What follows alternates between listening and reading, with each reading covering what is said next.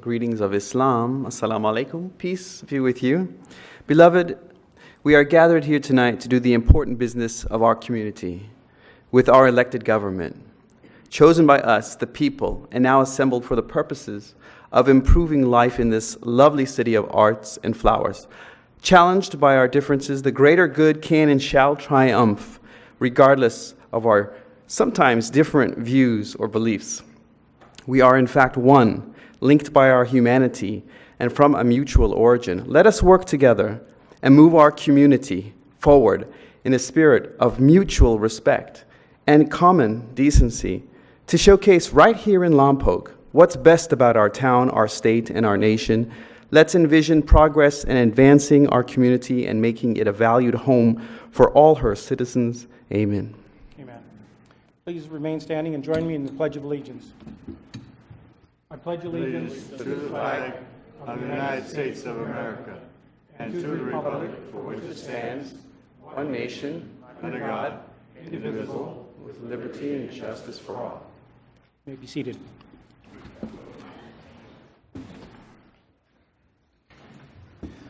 Okay, we're going to switch things up just a little bit this evening. We're going to start with the City Manager's report.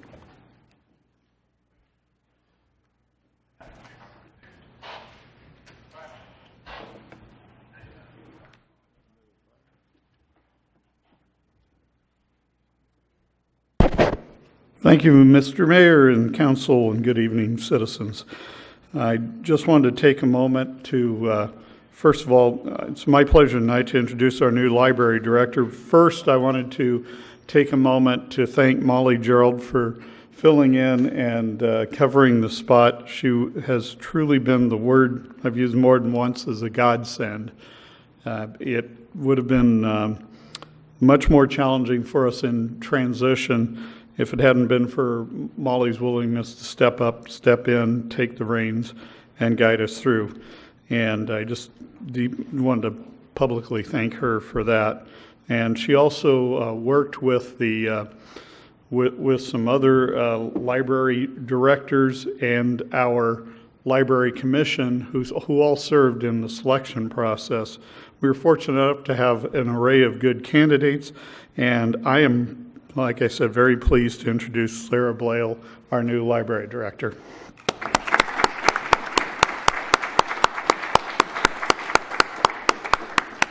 Sarah comes to us from Kern County. She had a rather expansive responsibility as a library manager there for some 24 different branches and 2 bookmobiles. Her experience and capabilities match in very much, just dovetail in well to the vision we have for our library here, the growth and the direction that we're going. And so I'm very pleased to introduce Sarah. And Sarah, would you mind sharing a few words with us? Thank you, everyone. I'm so excited to be here. I was fortunate enough to meet a couple of you the other morning. Everyone has been so kind and welcoming. I'm just grateful to be here in a community that supports literacy and education. And I look forward to doing many great things with everybody here. Thank you. Thank you, Sarah. Sarah, would you stay up here for a minute? Just stay up there. Our first presentation this evening is going to be from the Library Foundation. They have some money they want to give you. Okay. Welcome, Sarah. Thank you.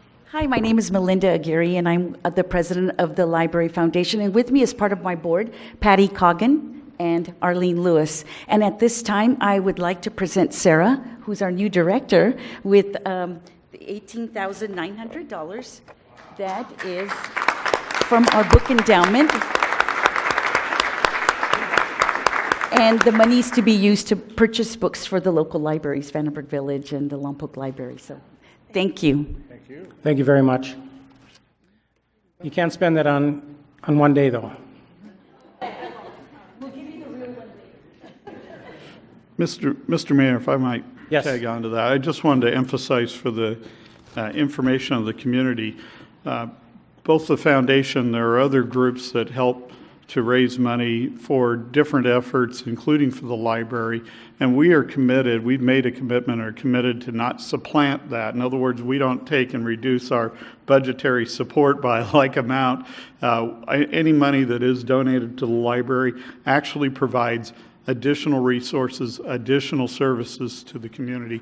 We appreciate the contribution, and for anyone else out there who'd like to do like, we can assure you that the money's going to go above and beyond the service levels that are currently provided. So thank you. Thank you. Next, we're going to be presenting a proclamation. This proclamation is a Freedom from Workplace Bullies Week, October 18th through the 24th. Whereas the City of Lompoc has an interest in promoting the social and economic well-being of its citizens, employees, and employers. And whereas that well-being depends upon the existence of a healthy and productive employees working in safe and abuse-free environments. And whereas research has been documented that stress-related health consequences for individuals caused by exposure to abuse in the workplace and environmental impacts are rising. Whereas abuse, work environment are costly for employers, and the consequences including reduced productivity, absenteeism, turnover, and injuries. And whereas protection from abuse in the workplace should apply to every worker and not be limited to the legally protected class status based only on the race, color, gender, national origin, age, and disability. Now therefore, I, Bob Lingle, Mayor of the City of Lompoc, California, do hereby proclaim October 18th to the 24th, 2015 as Freedom from Bully Workplace Week. And we ask all of our citizens and employers to promote a work-free environment, or a work-free bully environment. Next. Yeah, a bully-free work environment. Yeah. That's what I want to say. There you go. Fully free, yeah? All right. Okay, next we're going to have Dina Foos will be sworn in as the City of Lompoc Fire Department Battalion Chief and Fire Marshal. A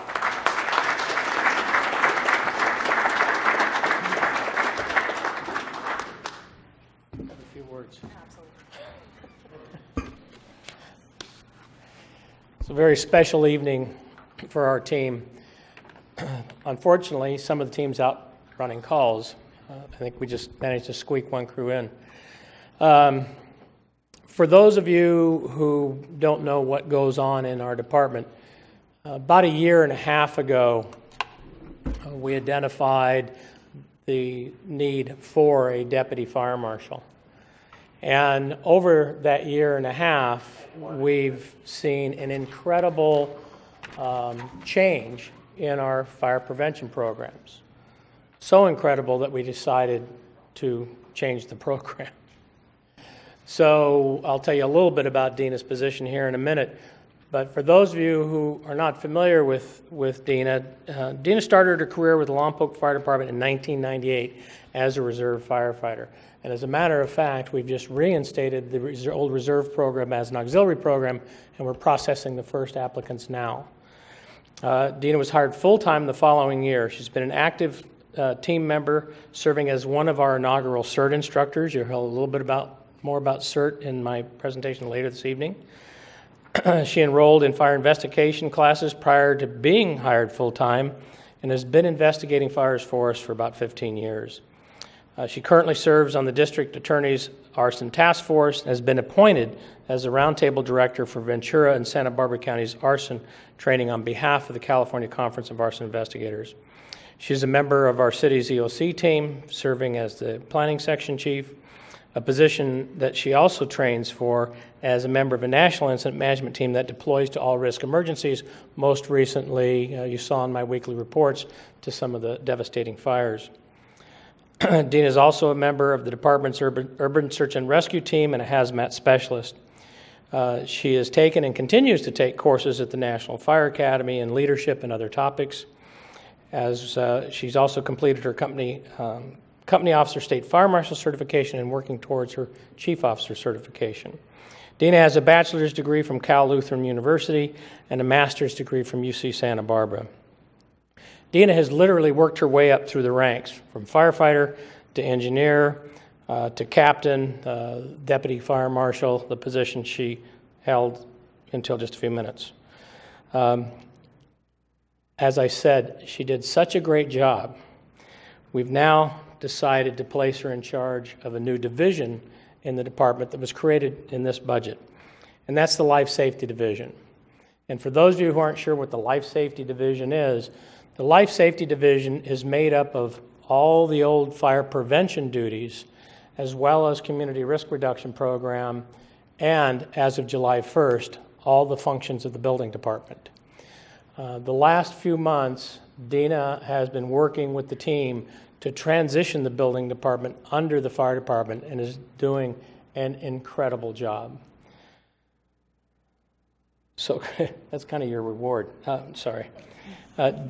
Dina continues to pursue excellence and professionalism as she serves the community by challenging herself, others, and our entire team.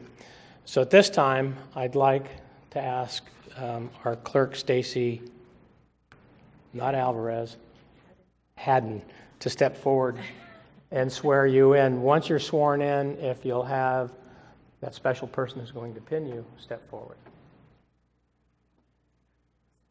Do you want him to come up right now? You're okay. All right. Please raise your right hand. Repeat after me.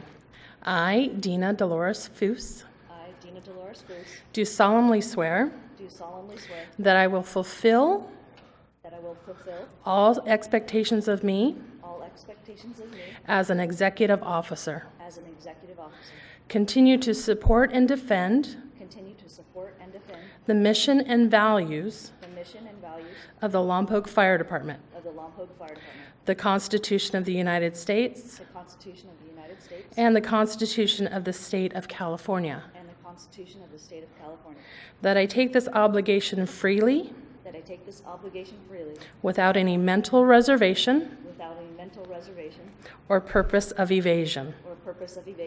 And that I will well and faithfully discharge the duties upon which I'm about to enter.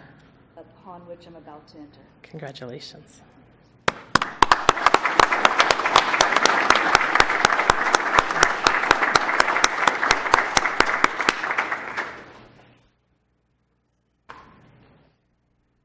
Chief, will you sign too, please? Whatever.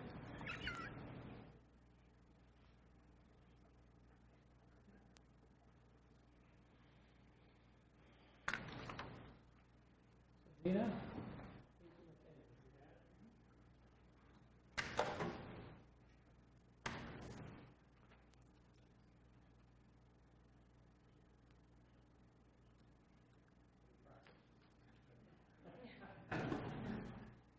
Sharp.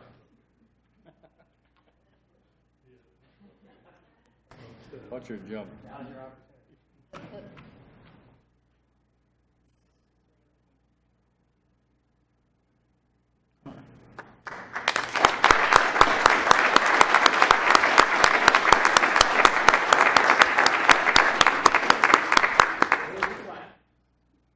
Here's your hat.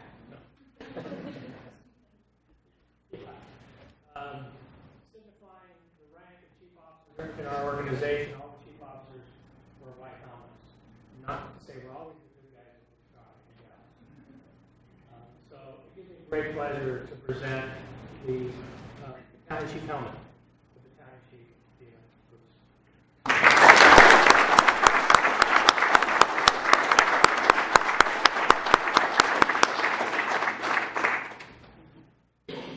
That concludes the swearing-in ceremony.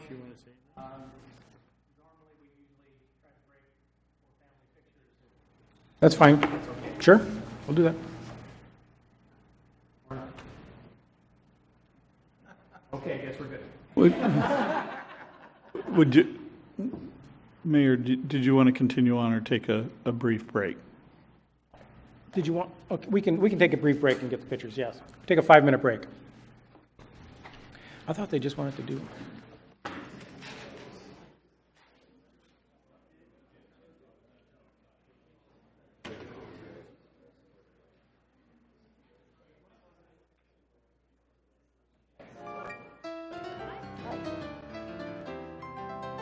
Oh, I don't need to hand him in ahead of time. I thought you called. So just come forward.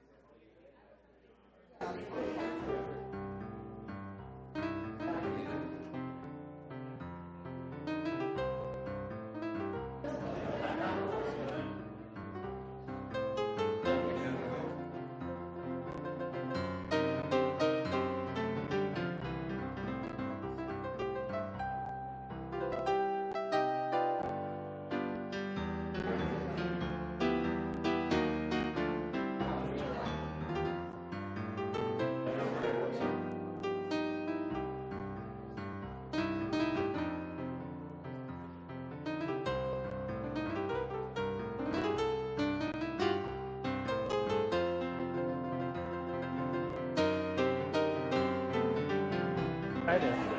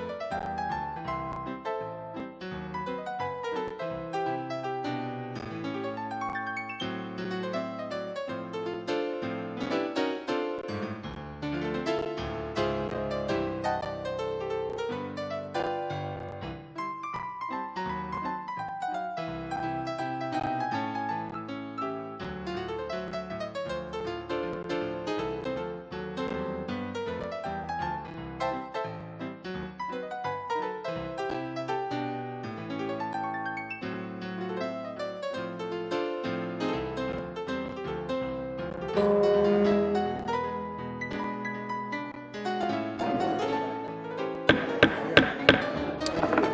I can get everyone to take their seats.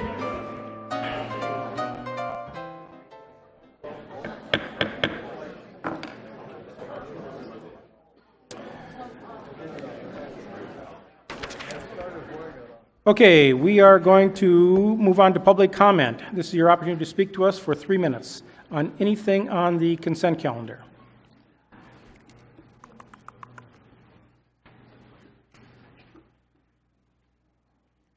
Consent calendar? That's you. Are you No. going to speak about something? Oh, wait, okay, I'll wait. What, these now? No.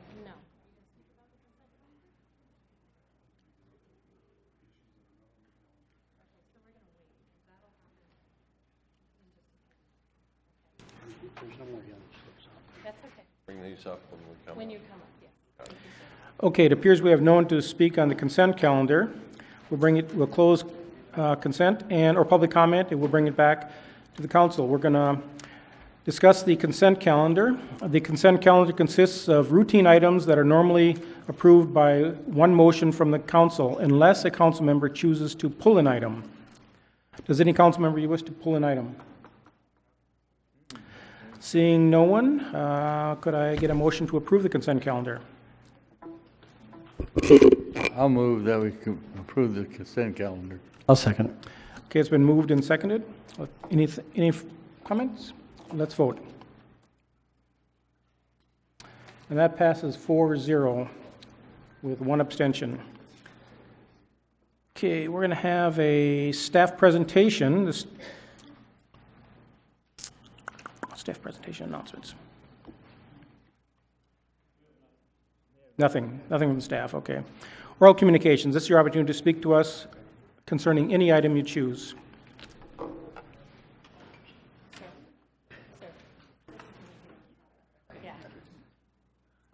Good evening, everybody. My name is Michael Baker. I'm the CEO for United Boys and Girls Clubs here in Santa Barbara County. We actually have a Boys and Girls Club here in Lompoc. I just wanted to come up here and give you an update. We're doing just incredible things here at the Lompoc Club. They have over 1,000 members, and they're averaging several, dozens and dozens of kids a day. Really, where we're seeing the biggest growth in our membership here is in what we're calling outreach, and that's to kids who couldn't get to the Boys and Girls Club before. And Dina Hardiman, who's our club director here, and Shay and all the staff have been doing an absolute outstanding job reaching kids who couldn't get to the Boys and Girls Club before, using the vehicles to go pick those children up and bring them to and from the facility. We are now going to 6 locations here in the city that were never picked up before. One of them is actually a homeless shelter here in the city as well. And I did have Dina send me an update on one of the things that she wanted me to make sure I mentioned and encourage everybody to attend. On November 19th at 7:10 a.m., not 7:09, Bob, 7:10 a.m., there's going to be a community breakfast at the Boys and Girls Club, which you're all encouraged to attend. And again, 100% of the proceeds that we raise at that event are going to help us with this outreach effort. So I want to make a special thank you to the mayor for all your support and kind words about the Boys and Girls Club. When you have the support of the mayor and the council behind an organization like ours, it goes a long, long way. So I want to thank you again on behalf of all the children that come to the Boys and Girls Club. Thank you very much. Thank you for all you do. It's November 19th, is that correct? Correct. Okay, and just for those of you that know, this is a breakfast that is put on by the Boys and Girls Club. There is no charge for this breakfast. They will maybe solicit a little donation from you, but it is a breakfast put on. It's going to be held at the Boys and Girls Club on Ocean Avenue, and I encourage everyone to attend. So you probably talk to someone from the Boys and Girls Club and let them know you're attending, just so they can make sure enough tables are set up. So, but thank you. Next, please. Public comment. Pam Wall, local resident. I would like to talk to transparency with the City Council. There's certainly been a lot about closed sessions, and this has come up before. In the election in 2012, during the debates, this was brought up at every single debate by the public about the lack of transparency on city councils. Some might remember that. In the priority workshop meeting in March, I think it was in March earlier this year, transparency was on at least one city council member's list of priorities. A real good example of lack of transparency is LHCDC. They announced their intent to dissolve in September of 2011, the first time the city actually put something on the agenda related to LHCDC was in August of 2012. During that entire time, Carol Benham, who was a city watchdog and expert on LHCDC, as Mayor Lingle referred to her during a coffee with Bob, during the silent period, Carol Benham addressed the City Council numerous times requesting public discussion of LHCDC's properties and how much money the city stood to lose. She also wrote several articles on the subject. In the City Council meeting March 2012, Carol Benham addressed the City Council before a closed session, and it's noted in the minutes. She noted that on February 21st, 2012, the Board of Supervisors conducted its deliberations in public. In contrast, that same day, the city's closed session agenda listed Bridge House for the first time. And what she said, and I'm going to quote her, "I'm sure that was legally allowed. It's listed under real property negotiations. I'm sure there was a legal thread that allowed that to be in closed session, but it does seem as if it wasn't necessary, that it was a choice." So what I wanted to ask you tonight is if any of you wondered when you saw that item, why was Bridge House listed under conference when real property negotiations? If you didn't, perhaps you're getting a little too comfortable with discussing items in closed session. So what I wanted to ask you tonight is when you're in closed session again, do a little soul searching and ask yourself, does this really need to be in closed session? And could it be conducted in a public session? Does the public have a right to be both informed and to provide input to you? I know I sound like a broken record. This is at least the 5th time I've asked this. And now I say on the city agenda, the items on the agenda for discussion get shorter and shorter. We used to be here all night, and certainly I don't want to be here all night again. But it makes me wonder how much even comes to the city council to be discussed in public. Thank you. I don't normally do this, but Mr. City Attorney, would you just address what we address in closed session, what we're allowed to address in closed session? Sure. As you know, most items do need to be addressed in open session, but the state law does provide for certain exceptions that the City Council can address in closed session. Those are real property negotiations, items of pending litigation, items of a threat posed of litigation against the city, and when the City Council is discussing certain labor negotiations, and there are a few other minor, very, very detailed and specific exceptions, but those are the 3 or 4 general categories that the City Council can discuss in closed session under state law. Okay, thank you. Next.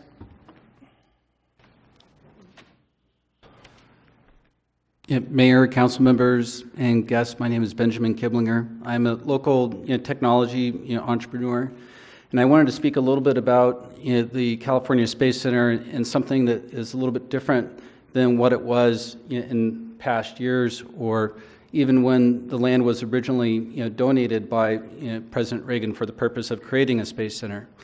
Something that's changed vastly over the past 30 years is technology. So when we talk about creating a space center, it's not about just putting buildings on a piece of land and then selling tickets to people who show up. It's about digital media. It's about leading the way for innovation in digital media across the planet. And we have the largest attraction possible, which is the universe. It's a space center, and it's next to one of the world's finest places for launching rockets into space, one of the most historical places for launching rockets into space, which is Vandenberg Air Force Base. I founded 2 different tech companies, and I sold both of them. One of them I started here in Lompoc in 2006, and I sold it to a company in the United Kingdom in 2012. I'm an early investor in an online video company that's yet to go public, which has an inventory of over 19 billion video plays a month. For a long time, I've seen firsthand the level of high-quality jobs created by high-tech companies, and I'd like to see Lompoc have more of these jobs. I'd like to see Lompoc shift from being the leader in unemployment for the county to being the leader in innovation. The California Space Center is our city's conduit for tapping into one of the world's finest spaceports. This has been an opportunity long in the making, but the timing is better now than ever. Some of the new ways that this is going to bring new media to Lompoc and to the world is through holograms of rocket launches, through immersion of the visitor in an experience that's way beyond 3D, through making America's space industry spectacular again, through webisodes and on-demand content. Webisodes and on-demand content is something that's completely changed everything. Plus, the California Space Center is an incubator environment for supporting space startups, a provider of extensive space education for our children who are the future. It will capture the interest of the world in space and help ensure our space industry continues to advance. And our space industry is under an amazing amount of pressure. If the city and the California Space Center can sort out the details on how to make it happen, it is our biggest windfall opportunity for high-quality tech jobs in Lompoc. Thank you. Thank you. Can we turn that down and list a little bit? Okay, thanks. Mayor, council members, staff, and public.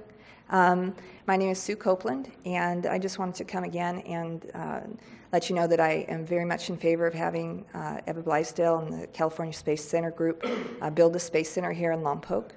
I would like to encourage you, and I've reached out and I've been told that that our council and staff really do want to have the space center here. And what I would encourage you to do is be encouraging to Eva and her group and ask for and offer open sessions with her before the public and with the public, and so all of us can be informed together. I'd like to, I know that there are issues at the moment that need to be cleared up, and I think it would be good to see that done in an open manner, and just have an encouraging business atmosphere here in Lompoc. Unfortunately, fortunately with the Cash Academy, we go out and we do entrepreneurship tours around Lompoc, and we did that last month.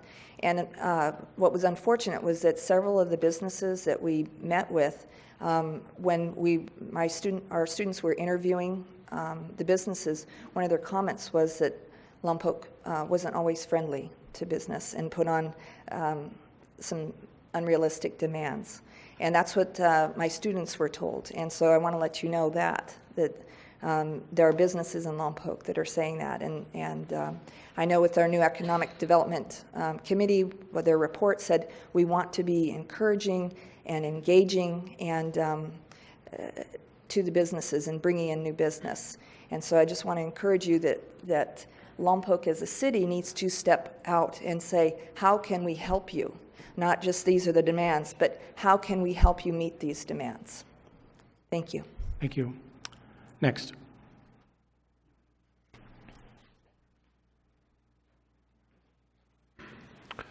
Mayor and council members and audience, I'd like to speak on behalf of the California Space Center. I'm from Santa Barbara, but I've been to and worked in Lompoc for many years, since 1973.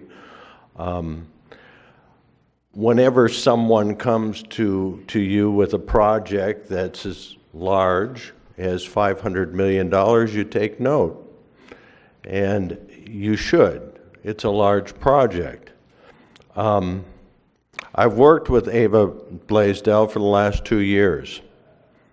I've reviewed the plans. I know the commitments. I know the associations. I know the vision. It's extremely impressive, enough to move me here. Ms. Blaisdell is a visionary.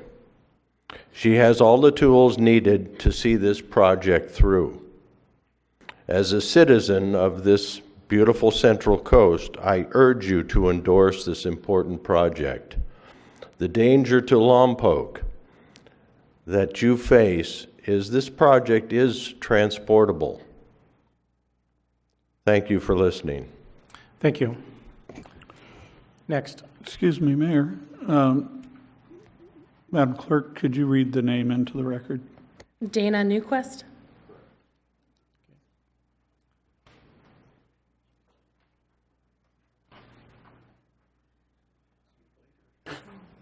How are you? Good evening. My name is Michael Lopez. I'm with Local 114 Plumbers and Pipe Fitters. A lion's share of our membership reside in the city of Lompoc. I happen to be a 17th generation Santa Barbarian. I'm very well connected to the coast from natives on up. I'm here to talk about the Space Museum project. As the land was allocated for this almost 3 decades ago, it seems like a no-brainer that this is a direction we need to go. It's a community builder.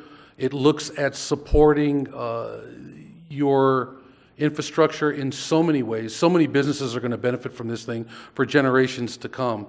The expansion possibilities in so many different arenas are mind-boggling. I'm pretty much at the front end of this thing, as being in the construction trades. These projects are ripe for creating truly jobs that are going to support families. We're looking at being able to build a quality project here that you can be proud of for years to come. We have been very interested in watching this thing in the news. For us, the process as far as this city council is concerned has been extremely vague. We don't understand what's going on, and we're really asking that there be more clarity in how this project is being handled. We're very interested in seeing our people get to work. There's been a dearth, as you all well know, of work in this community, and this is a project not only unto itself, but leading into projects down the road that will support projects like apprenticeship programs that we are actually taking your children in the community that come out of high school environments and can actually get jobs that are going to support a livelihood, a true livelihood that's meaningful. We're asking that you remove the note of default that's been placed on this project, and let's work together to try to make something happen. I would strongly, as a organized labor person, would love to see a project labor agreement on something like this, and from what I'm hearing, that's not being discouraged on any level. So let's move forward with this project. Let's build this community. We got nowhere to go but up, literally. Thanks very much for your time. Thank you. Okay. Next, please.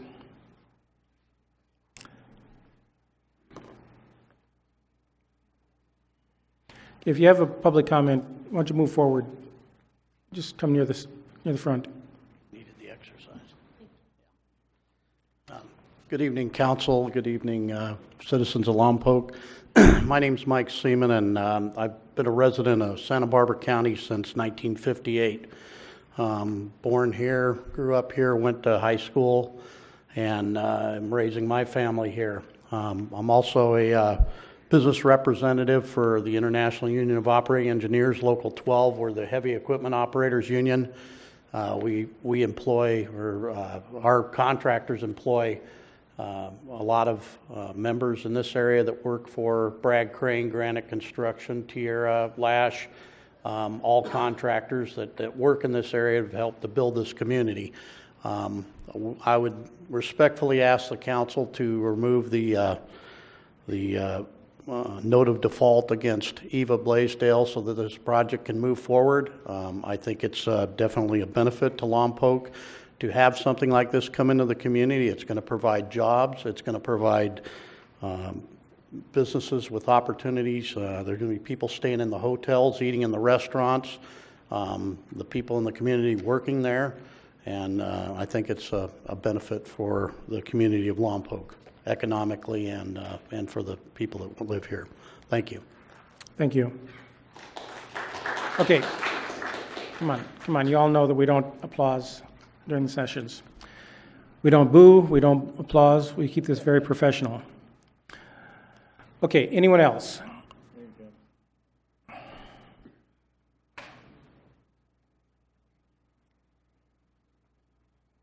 Good evening, Council.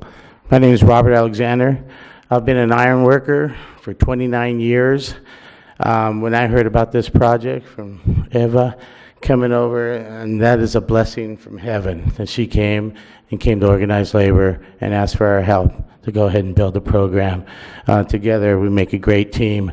And the city of Lompoc, congratulations. This is pennies from heaven. Thank you. Thank you. Anyone else?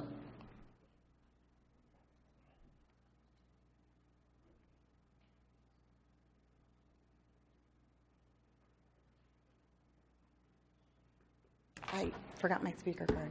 Jane Bear. Good evening, gentlemen. I have things for each of the city council members. Sure. I only have 3 minutes, so I'm providing documents that I sincerely hope you will read at your leisure. I'm here tonight to speak about the California Space Center project. Specifically, I'm here to ask you to get control of the ENA process and exercise some leadership. Right now, I think your city staff is running you. I think that they're giving you some bad advice. They're giving you bad advice about the Brown Act. Pam Wall is recommending some soul searching, but I'm recommending you do some searches of legal court cases about the Brown Act, because the closed session that you did on September 16th is illegal. I offered a cease and desist letter, and that letter is part of the package. I would ask you to do the research yourself. The real property exception to the Brown Act is intended to enable you to discuss negotiating strategy regarding price and terms of payment for a piece of property. But that is not what you were doing in your closed session meeting of September 16.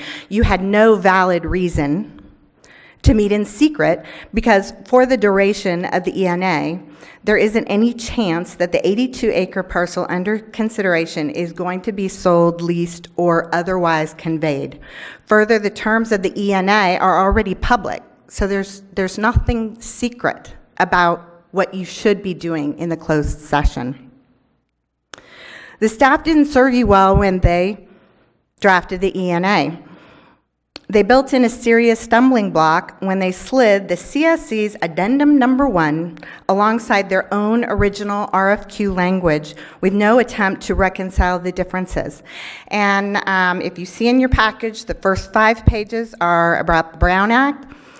Pages 5 through 7 are about Addendum 1 and why Addendum 1 and the city's language is incompatible, which led to a lot of the problems in communication that the city and the CSC have had. Besides the problems that, frankly, are partly due to the personality of Eva Blaisdell, whom I love, and partly due to the city staff, who I don't think are negotiating in good faith with the CSC. So all in all, both sides are doing a terrible job at communicating. The city staff's been playing a game of gotcha with the clear intent of killing the deal. And pages 8 and 9, you'll find a couple of pieces of evidence of that kind of gotcha mentality, which I am disappointed in. I think that you guys can make this happen, and I'm requesting a public hearing on November 3rd so that we can get all this stuff out in the public. Thank you. Thank you. Next.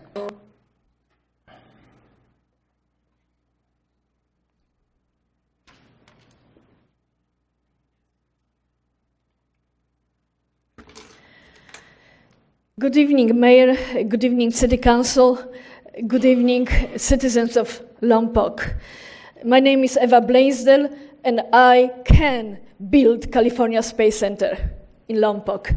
Here is a work that was put to the screeching halt because of unexpected notice of default presented to me on September 15th in unexpected way, announcing it publicly in this meeting, making a decision of Lompoc known to corporate partners, to the investors, and to everybody else that I've been working so hard to bring to invest with me hundreds of millions of dollars that city of Lompoc is asking me to demonstrate now today.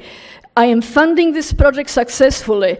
I have met every financial milestone that was provided, and I am here to very much in the spirit of what Jane, whom I love too, shared with you. I am asking City Council to open communication with me so you are updated in forthcoming and proper way about this phenomenal status and progress of the project. Here, I am also asking to remove notice of default on the following grounds. As it was presented previously, notice of default was purposely phrased in such a way that it completely disregards the agreement that we reached in this room about the spirit of RFQ, which you already recognize was not well suited for the project that I have proposed to you. Amendments that were provided to RFQ were to be the guiding light for the information that I provided. I provided all the information, 6 corporations, Bechtel removed, offended, 6 consultants, one of them local, because I wanted to always involve local people, and our informations are rejected. 2, consultant who was engaged to evaluate information that we have provided has 0 experience relevance, ladies and gentlemen, to the nature of the project. I don't know if the city staff made you aware that consultant for whom I paid has experience solely from Central East Los Angeles, not-for-profit subsidized housing, and she was brought here to evaluate project of $300 million. And I became aware of it only later. Next subject. We have strived to communicate in good faith, as it was said. I was not provided any information, any request. I was not given information that I miss any particular information till a surprise with the notice. We had international media here. I flew in my family. CNN was going to come to celebrate wisdom of City of Lompoc and your leadership and vision. I am calling to communicate openly. Give me an access. I am renegated to 3 minutes of updating City Council in this manner. I have asked frequently for the opportunity to meet with the city staff, with you to update you. I cannot get on the agenda. The project came to the screeching halt. Let's do something about it. Please remove the note. And let's get busy. Let's re-invite those who are ready to leave Lompoc. Quite few corporations. Help me to make it happen. I am here to win with City of Lompoc. Let's cure the process that is not working. Thank you. Thank you. Next. Okay, seeing no one rise, we're going to close public comment.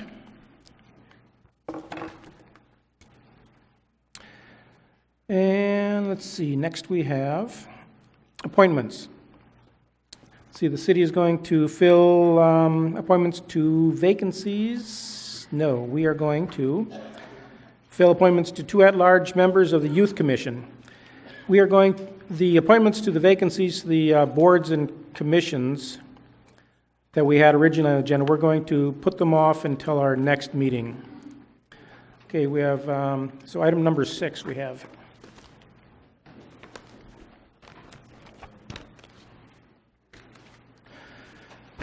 Okay, we have 2 appointments to the Youth Commission. We have 2 applicants. Does anyone have any comments, concerns? Would someone like to make a motion to appoint one or both of these individuals?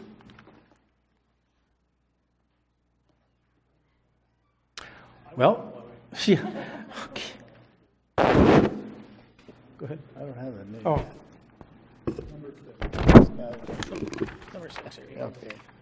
That's what I thought. There we go. I'll move the Youth Commission individuals to be termed youth ending 1/2/16. So. Okay. 1/20/16. I'm sorry. Yeah, read their names. Oh, Ann Roque and Lizeth Roque. That's the two. Are they here today?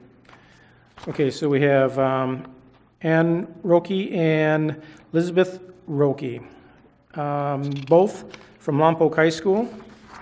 I'd like to just read what one of them wrote. I was very impressed with a comment that Ann wrote on the reason she wants to be on the Youth Commission. She says, "I also believe that the step to building a better community is to be involved with it." This is from a 15-year-old girl. A 15-year-old. I want to read that again to you. "I also believe that a step to building a better community is being involved with it." How true that is. I wish everyone became more involved in their community, because it is the truth. You become involved, if we all are involved, we do have a better community.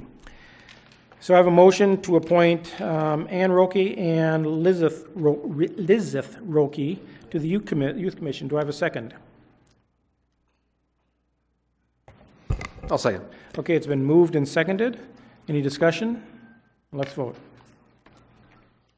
That passes 4-0 with one abstention. Okay. As I said, we're going to put off the appointments to the different commissions to MCPA and SBCAG until our next meeting. Okay, next we're going to move to item number 7, which is a public hearing, consideration of Planning Commission recommendation to certify the final environmental impact report and adopt a statement of overriding consideration. I'm sorry, that's number 8, yes.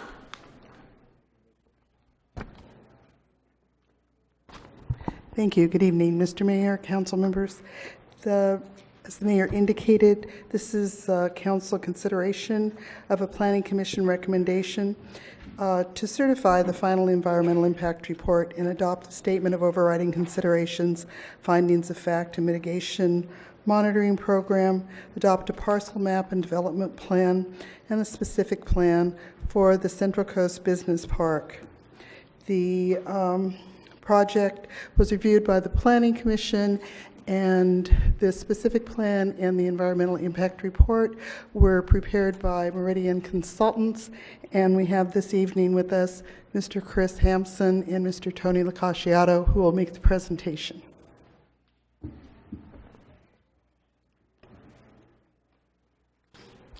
Good evening, Mr. Mayor, council members. As Ms. Breeze indicated, my name is Chris Hampson. I'm a senior project manager with Meridian Consultants, and we assisted the city in the preparation of the specific plan and the draft environmental impact report for the Central Coast Business Park specific plan project. What I will go over this evening for this presentation are the actions the council will consider. I'll cover the Planning Commission recommendations, the background of the project, the environmental review process, timing, schedule, the environmental impact report, go over the specific plan, briefly discuss the tentative parcel map and the development plan. There are 4 actions the council will be considering this evening as indicated in the staff report. The first one will be certification of the final EIR number 14-01, as well as adopting the statement of overriding considerations, the CEQA findings of fact, and the mitigation monitoring and reporting program. The council will also introduce an ordinance to adopt the Central Coast Business Park specific plan, as well as approval of the tentative parcel map, LOM 599, and approval of the development plan, DR 13-14. The Planning Commission held on September 9th considered the following resolutions and they provided recommendations to the City Council.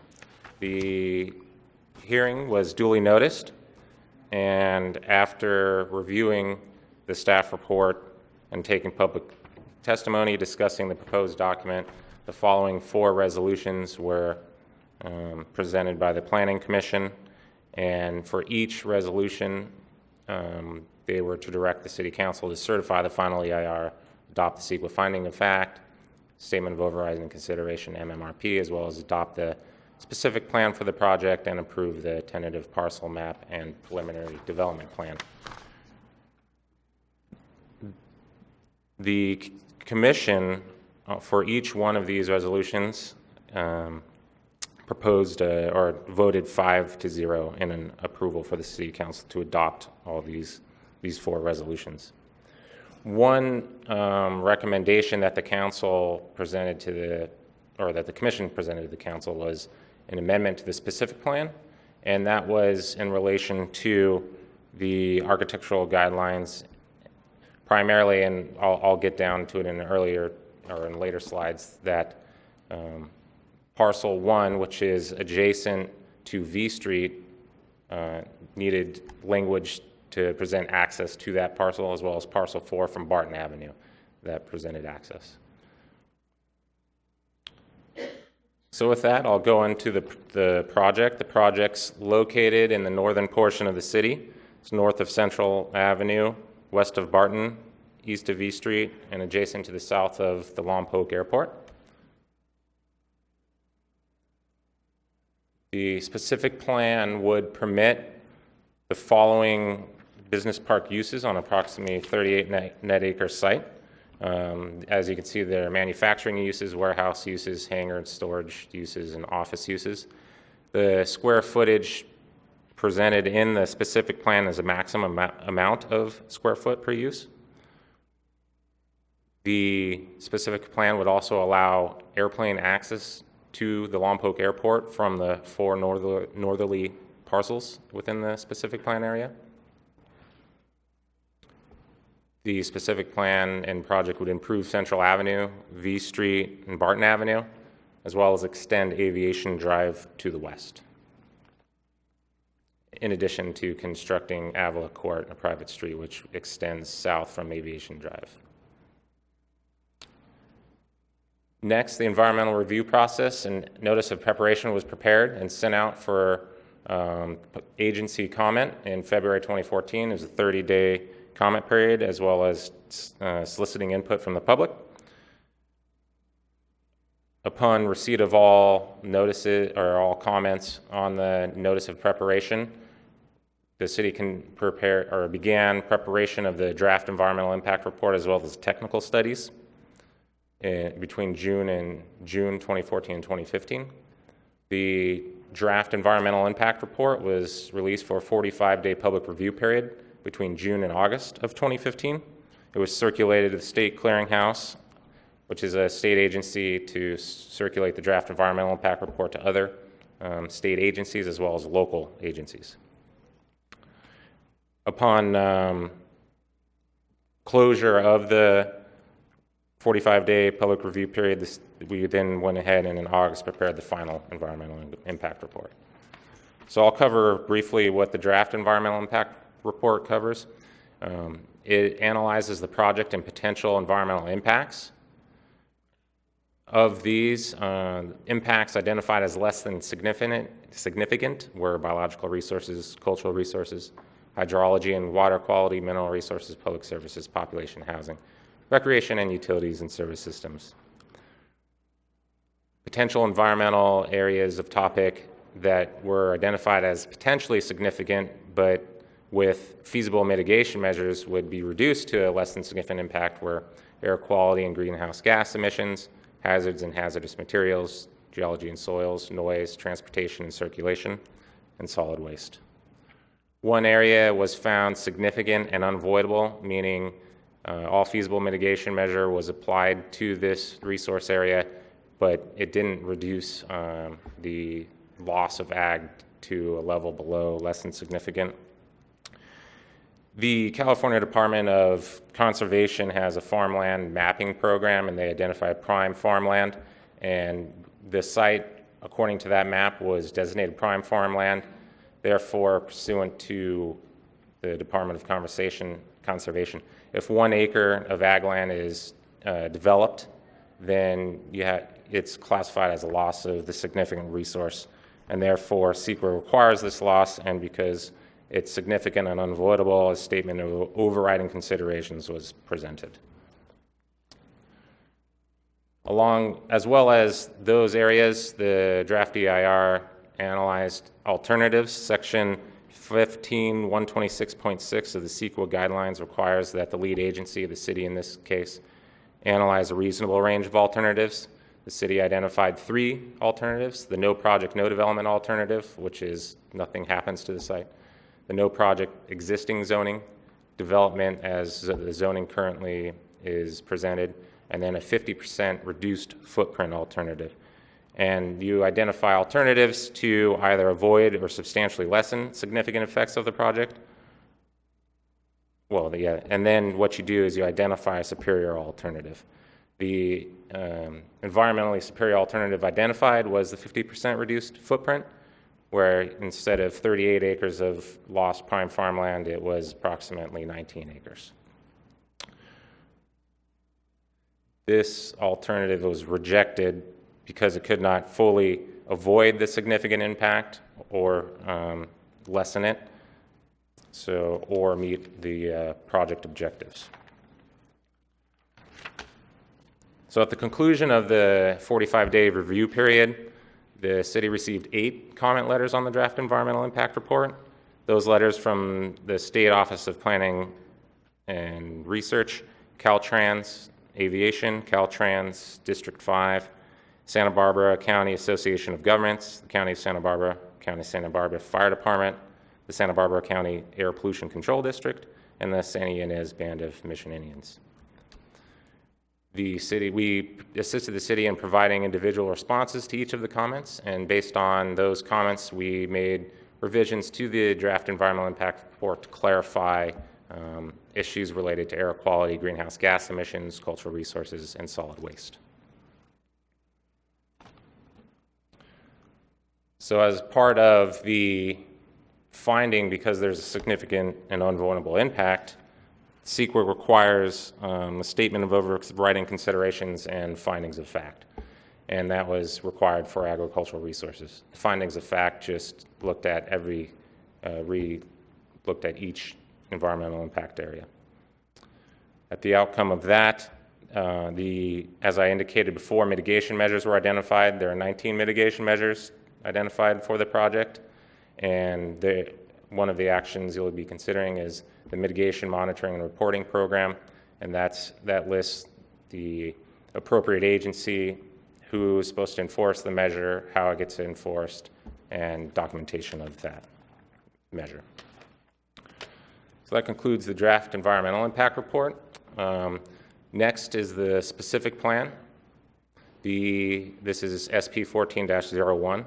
Specific plan provides a comprehensive plan and regulations to guide development within the site, establishes the regulations, programs, and procedures required for the implementation of the general plan goals and policies for the area, requires a comprehensive and intensive evaluation and planning effort, as well as facilitate development of the area as a master planned business park. So the purpose of the specific plan, as I mentioned, is to develop the business park zoning district and identify appropriate development standards. Some of these standards include design guidelines for architecture, storefront design, landscaping, and signs to encourage compatible manufacturing warehouse uses within the site. It also is there to help develop appropriate urban and design streetscape concept for the specific plan area, as well as encourage the development of the specific plan as a center for manufacturing and warehouse uses. Table 2.0-1 within the specific plan identifies permitted and conditional uses within the specific plan area. It should be noted that the square footage identified within the specific plan sets an upper limit for the uses, so that way there isn't more proposed than what is permitted. and the draft EIR evaluated, the maximum permitted uses within the specific plan area. I'll go through a couple of the conceptual plans within the specific plan. As I mentioned, the Aviation Drive would be extended from from east to west, from Barton Avenue to V Street, and then Avila Court would extend south through the middle of the project. Central Avenue would be widened along the project frontage to include an additional lane. There would be a Class 3 planned bike path along Aviation Drive, as well as Class 2 bike path along V Street. As you can see, access would be provided from Barton Avenue and V Street, as well as Aviation Drive and Avila Court. Parcel 1 is in the southeastern corner of the diagram, and so access would be from V Street, and then Parcel 4 is on the southeastern portion of the site, and access would be provided from Barton Avenue. Next, you have the conceptual architectural theme areas have been developed, identified within the specific plan.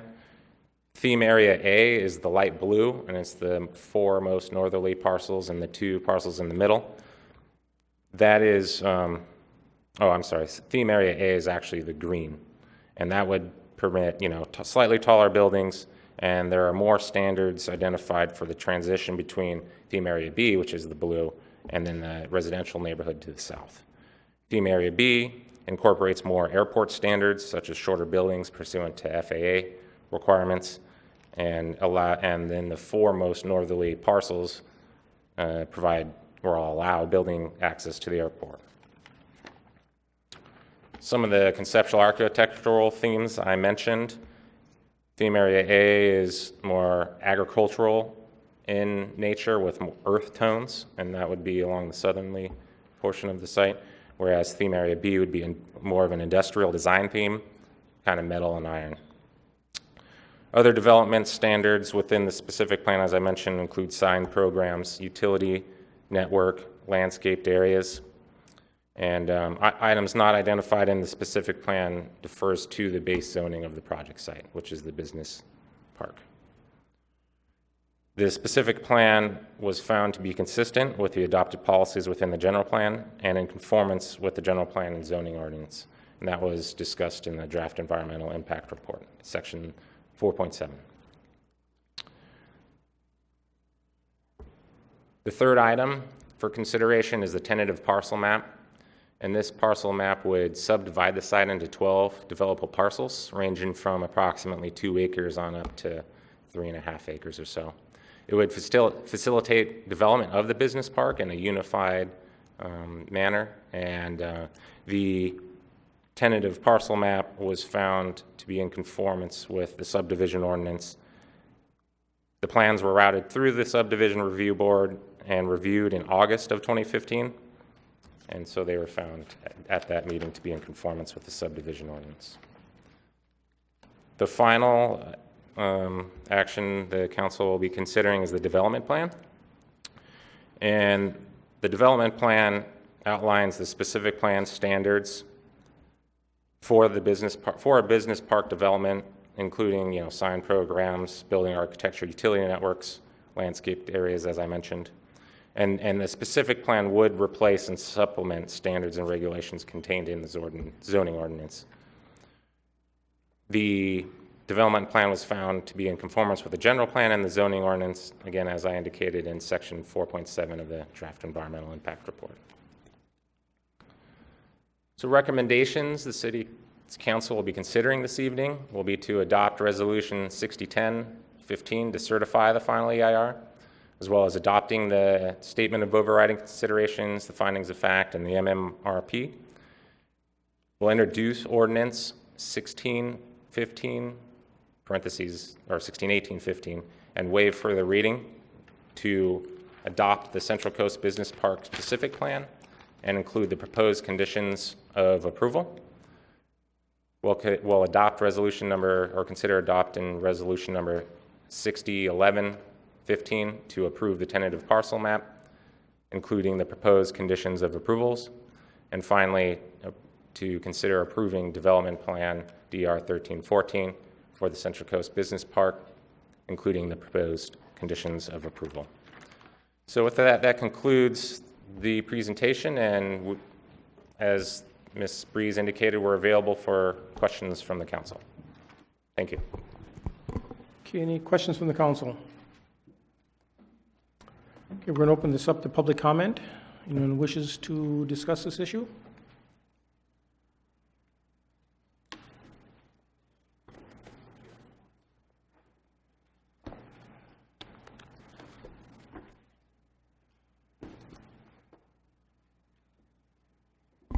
Good evening, council members, Mayor John Lynn, Lompoc resident. I think all of you know that I've worked on this project for quite a number of years now.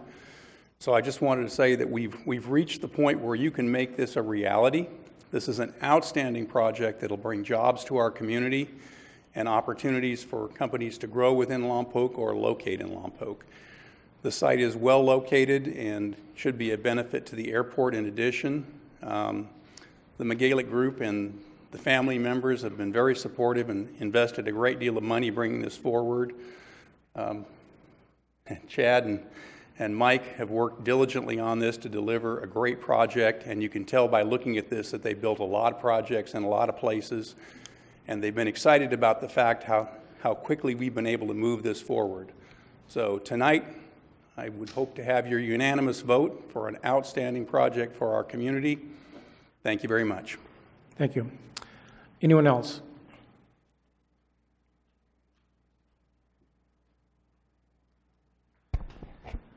Good evening, Council. Terry Hammonds.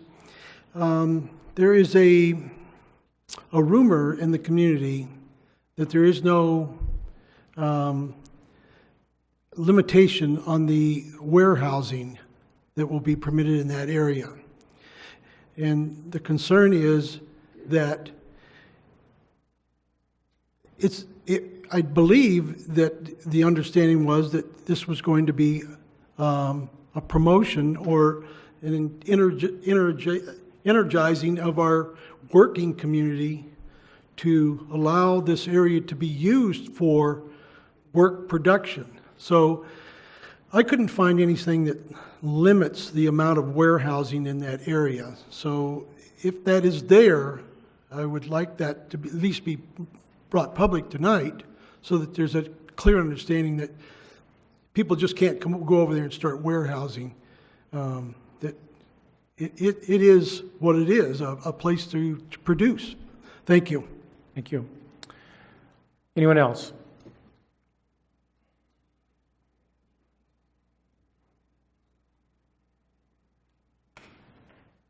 Mayor, council members, and my name is Mike Penrod. We're with the project. This land has been owned by the family as the McGalick Group, which is really part of the McGrath family. It's very prominent up and down the coast. They've owned this property since the early 1960s. They thought it was going to be ready for development very soon thereafter. Taken a little bit longer. Along with a lot of prodding from Mayor Lynn, we looked at it a number of years ago and really ended up not having a very warm reception from some of the council staff members at that time. New council, new staff members, and have changed. And I'm just here to thank everybody, especially staff. They have been up and down, the whole staff. It's not just one or two of them. All the department heads, everybody who's worked on this project have done a very thorough job. It's been a pleasure to work with City of Lompoc. We have done a lot, as we said, and a lot of projects up and down.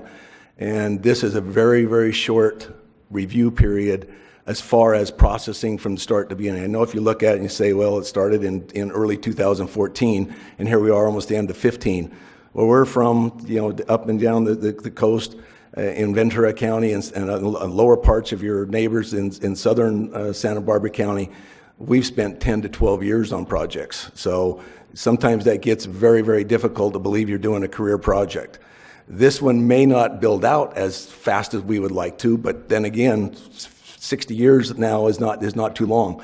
And this family is multi-generational. They do not like to sell things. However, they know that this project is a large project, so they will be encouraging opportunities to have businesses purchase their land and so they can actually own.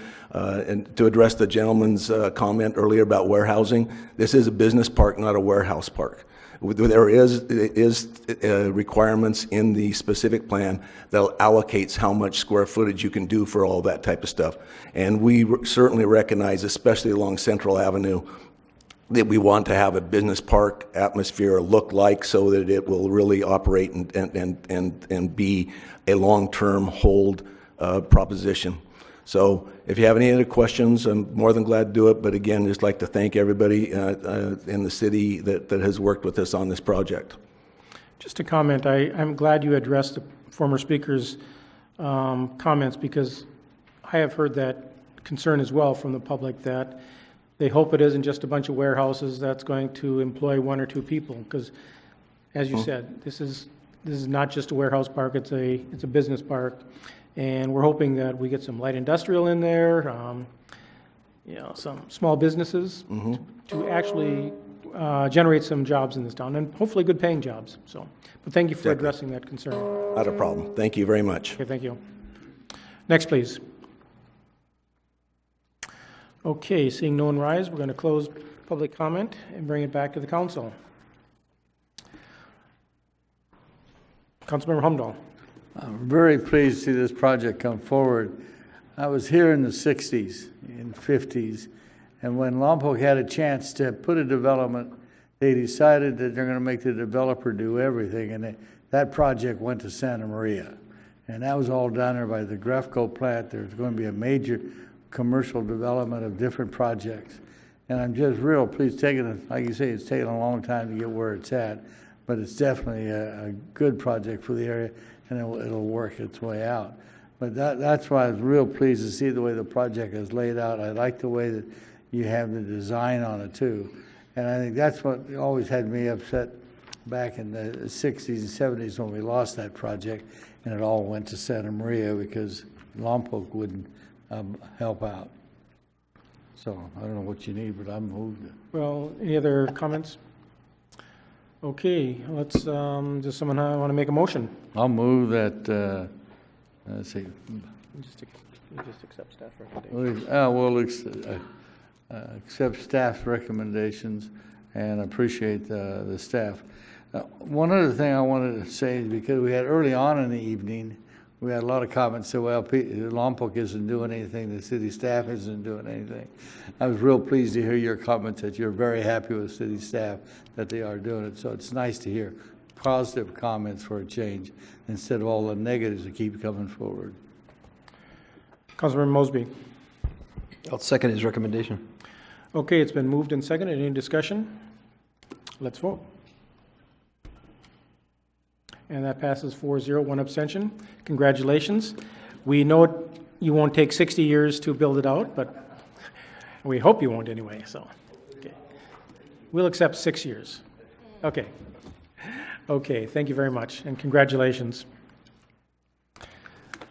Okay, next we move on to, what do we move on to?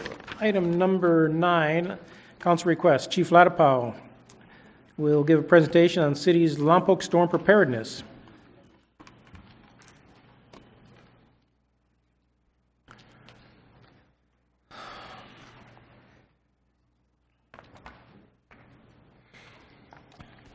It's a rather lengthy presentation. I'm going to try to get through it fairly quickly, and I'll only hover on the, yeah, I know, sorry. Do not put the timer on.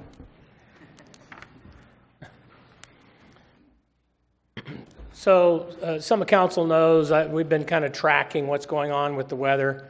I went to a session at the county EOC back in the middle of September to see how things were shaping up, so to speak. It became obvious at that meeting that we were headed down a path where we're going to see some significant weather this coming winter. I've been in contact with the meteorologist. I am not a meteorologist, contrary to what you may have seen on TV. However, I'm lucky because we have several good ones here on the Central Coast. On the 15th of October, NOAA published an update that I think is very timely. It, to some degree, mirrors what they presented in September, but the consistency of the information is what we're paying attention to. You want to hit the link, please? Chief, is that a misprint on the, go back one slide? That website, the YouTube, is that a misprint? No, it's a YouTube. U2.B? There it is Hello, right there. this is Eric Bolt from the National Weather Service in Oxnard, California. Here is the October update on El Nino and the latest predictions for the upcoming 2015 and 16 winter season across southwest California. We have been in El Nino since last March, and it continues to strengthen. There is a greater than 95% chance of El Nino this winter, and forecasters favor a strong category. This is significant for Southern California. October's sea surface temperature anomaly continues to reflect warming across the tropical, central, and eastern Pacific Ocean. The latest ENSO 3.4 region, shown in the black box, is at 2.4 degrees Celsius and already reflecting a strong El Nino category. Temperatures remain above normal across much of the eastern and northern Pacific Ocean as well. The latest El Nino reading is in second place when compared to the two strongest El Ninos since 1950. The black line is where we are currently, just behind the 97-98 strong event shown in blue, and just ahead of the 82-83 event in green. El Ninos typically peak in strength during the winter months and then weaken during the spring and summer. Computer models are mainly predicting that this winter's El Nino will be a strong event. The yellow line is the model average predicted for this winter season, and it peaks between 2 and 2.5 degrees Celsius, well above the 1.5 degree threshold for a strong El Nino event. All past strong El Ninos since measurements began in 1950 have resulted in above normal rainfall for downtown Los Angeles. This chart shows the past 6 strong events along with the precipitation amounts during the 4 years prior to the El Nino season. Average rainfall for downtown is a little over 15 inches per year, and during strong El Ninos, rainfall has ranged roughly from 20 to over 30 inches.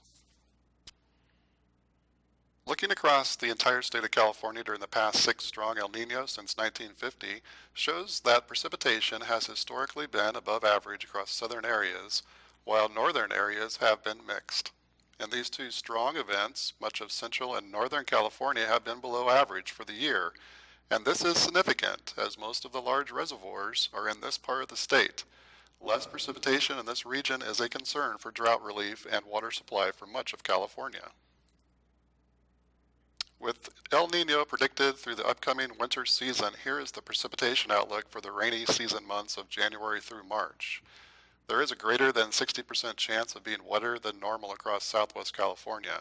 Normal annual rainfall ranges from about 15 to 25 inches across the area.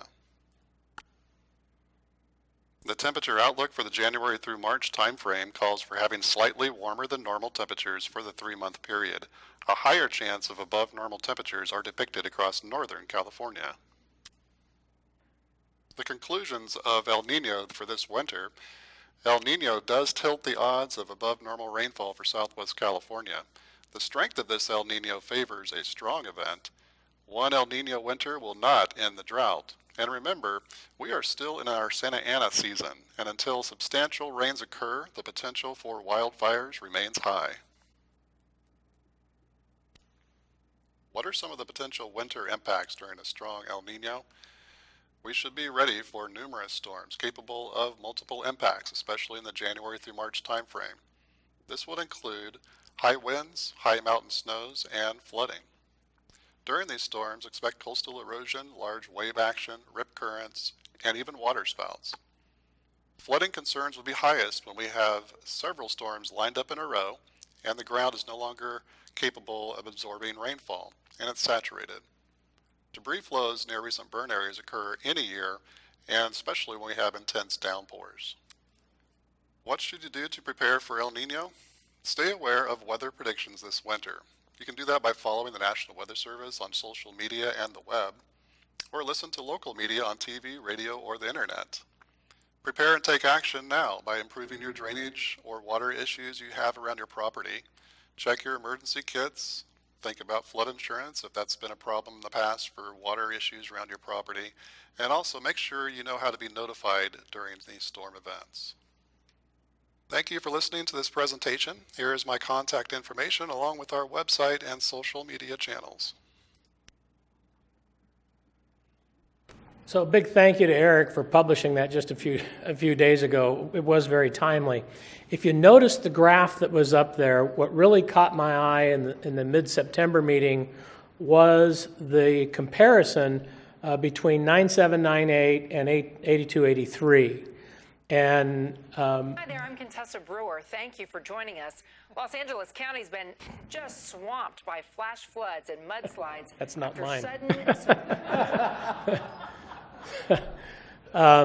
So as you look at those graphs that were in the presentation, what strikes me is, and this is something that they pointed out in the meeting, several of the El Niños did not make it past Central California. However, those 2 years, when you look at them, not only did they make it past Central California, but they definitely made it to the Central Coast. So I do believe, and what the forecasters are telling us is right now there's a 95% chance we're going to have a strong El Nino year. Now, what they also point out is that means there's 5% that we won't. However, I'm not much of a gambler, so I believe moving forward, it's important that we start preparing. And no different than what we do every fire season, where we encourage folks to take action and take responsibility for their own preparedness. That's pretty much the theme that we have for our citizens. We're asking that they take action now and be storm ready. As a matter of fact, tomorrow morning, go ahead and hit the link. This will be what the launch page for the city's website will look like. Go ahead and hit the Storm Ready button. So we've already started to preload for our citizens resource information. And if you'll scroll down, and you'll see right there we've got a button where they can register for the latest information and warnings. That's Nixle. Our press release, that will be published first thing in the morning, so I have to change that to the 20th, yeah.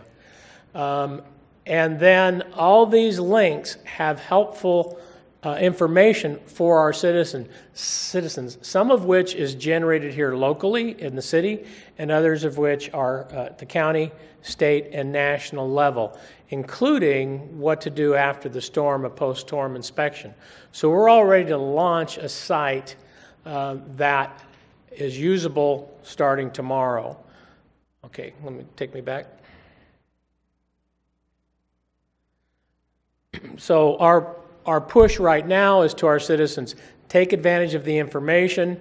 There's a 95% chance we're going to have rain. There's a pretty good chance here in the city of Lompoc it's going to look like 97, 98. So what happened in 97, 98? We had a lot of rain, 35 to 40 inches.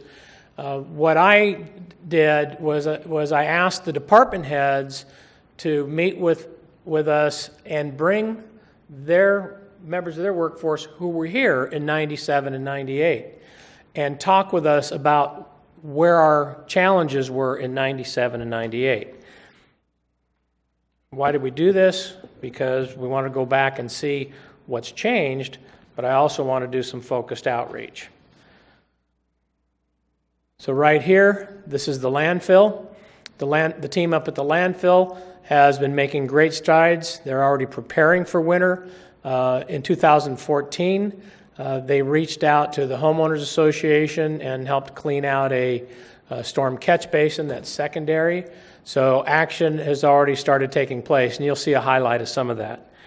Right here, and you'll notice some of our challenges are right along the base of the hills. Right here, we had runoff complicating neighborhoods in that area. Same over here. Same, and you're familiar with these areas. This is the University Drive area. This is the area where we did have some erosion of the road. So we're going to be watching the properties downstream from here. This area over here is our Home Depot Lompoc Hospital area. Home Depot actually has a pump that gets activated to help them pump the excess water out of that area. And then we've got the brand new storm basin that didn't exist over on the hospital property that we'll be watching this year. This parcel here, this is yet another storm basin from one of our planned unit developments, as is this.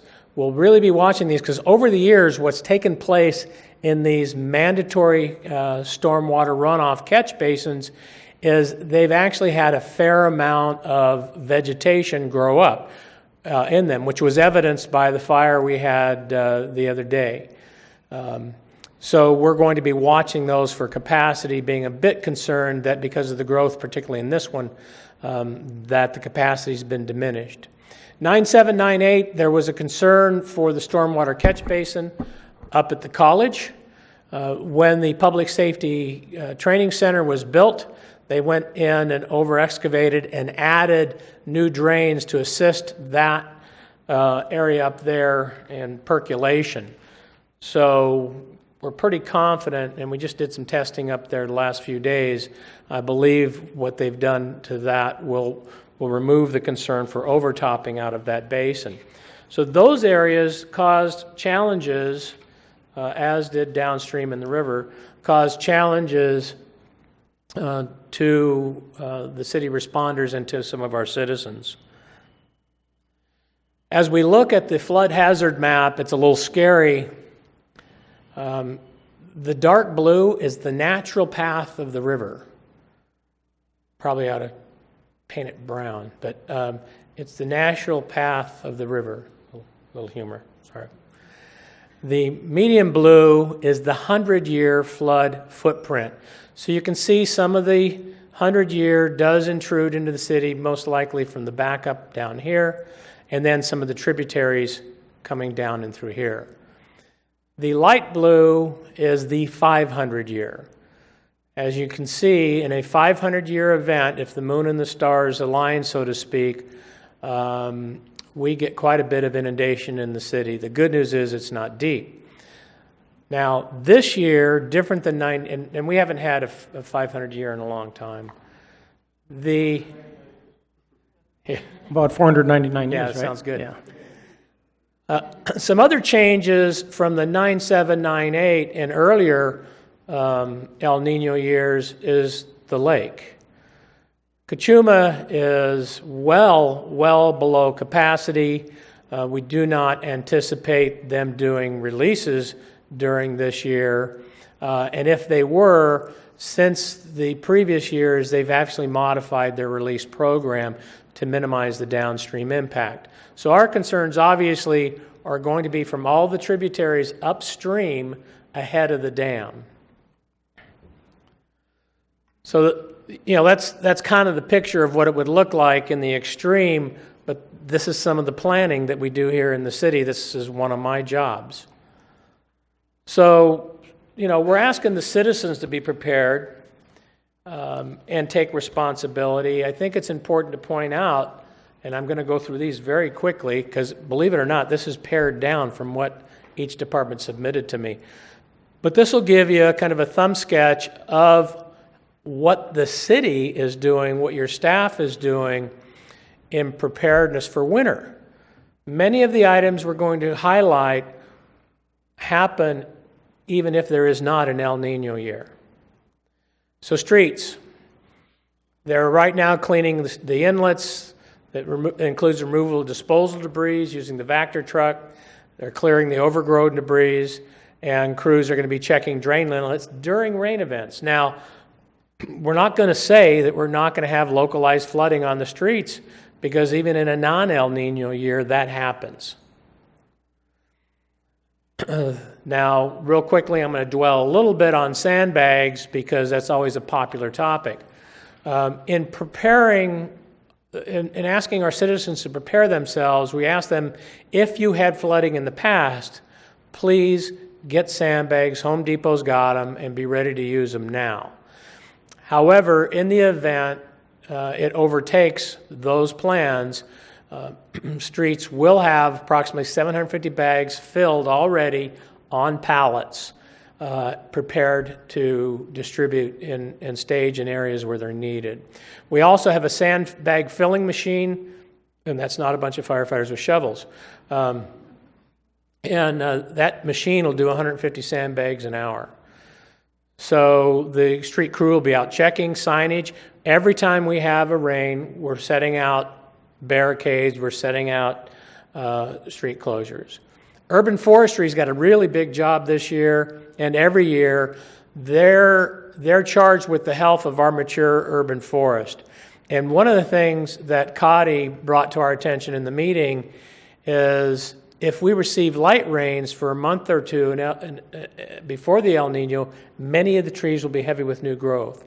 But interesting, what he shared with us is because of the drought condition, what happens during the drought condition, the trees will start to retract their roots. And as a result, when you get strong winds and you've got root failure or root retraction, I guess, there's a potential for trees coming down. They've been working with the electrical department to clear the power grid of potential tree-related conflicts. They have an atlas that's been developed for them, and they're out trimming all the time. Matter of fact, if you're driving up and down H Street last week, they were working H. In addition, they're concentrating on the Chinese elms as they are high maintenance. During the storm events, they are the primary responders to tree and limb failures. They've got the right tools. They've got the chippers.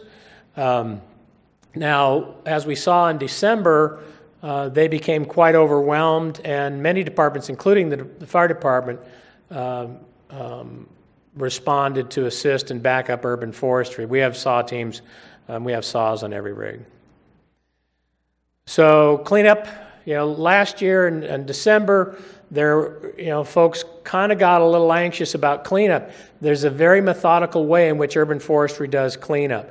They focus on the priorities first, which is safety, opening up the main arterials, and then they do a very methodical grid approach to cleaning the debris. Cotty's also made sure that our contractor, who's used during weather-related incidents, is aware of what's going on. The airport is a little above the floodplain. They continually operate as long as the runway is above water. The airport is in our disaster plan, in our emergency plan for bringing supplies in as needed.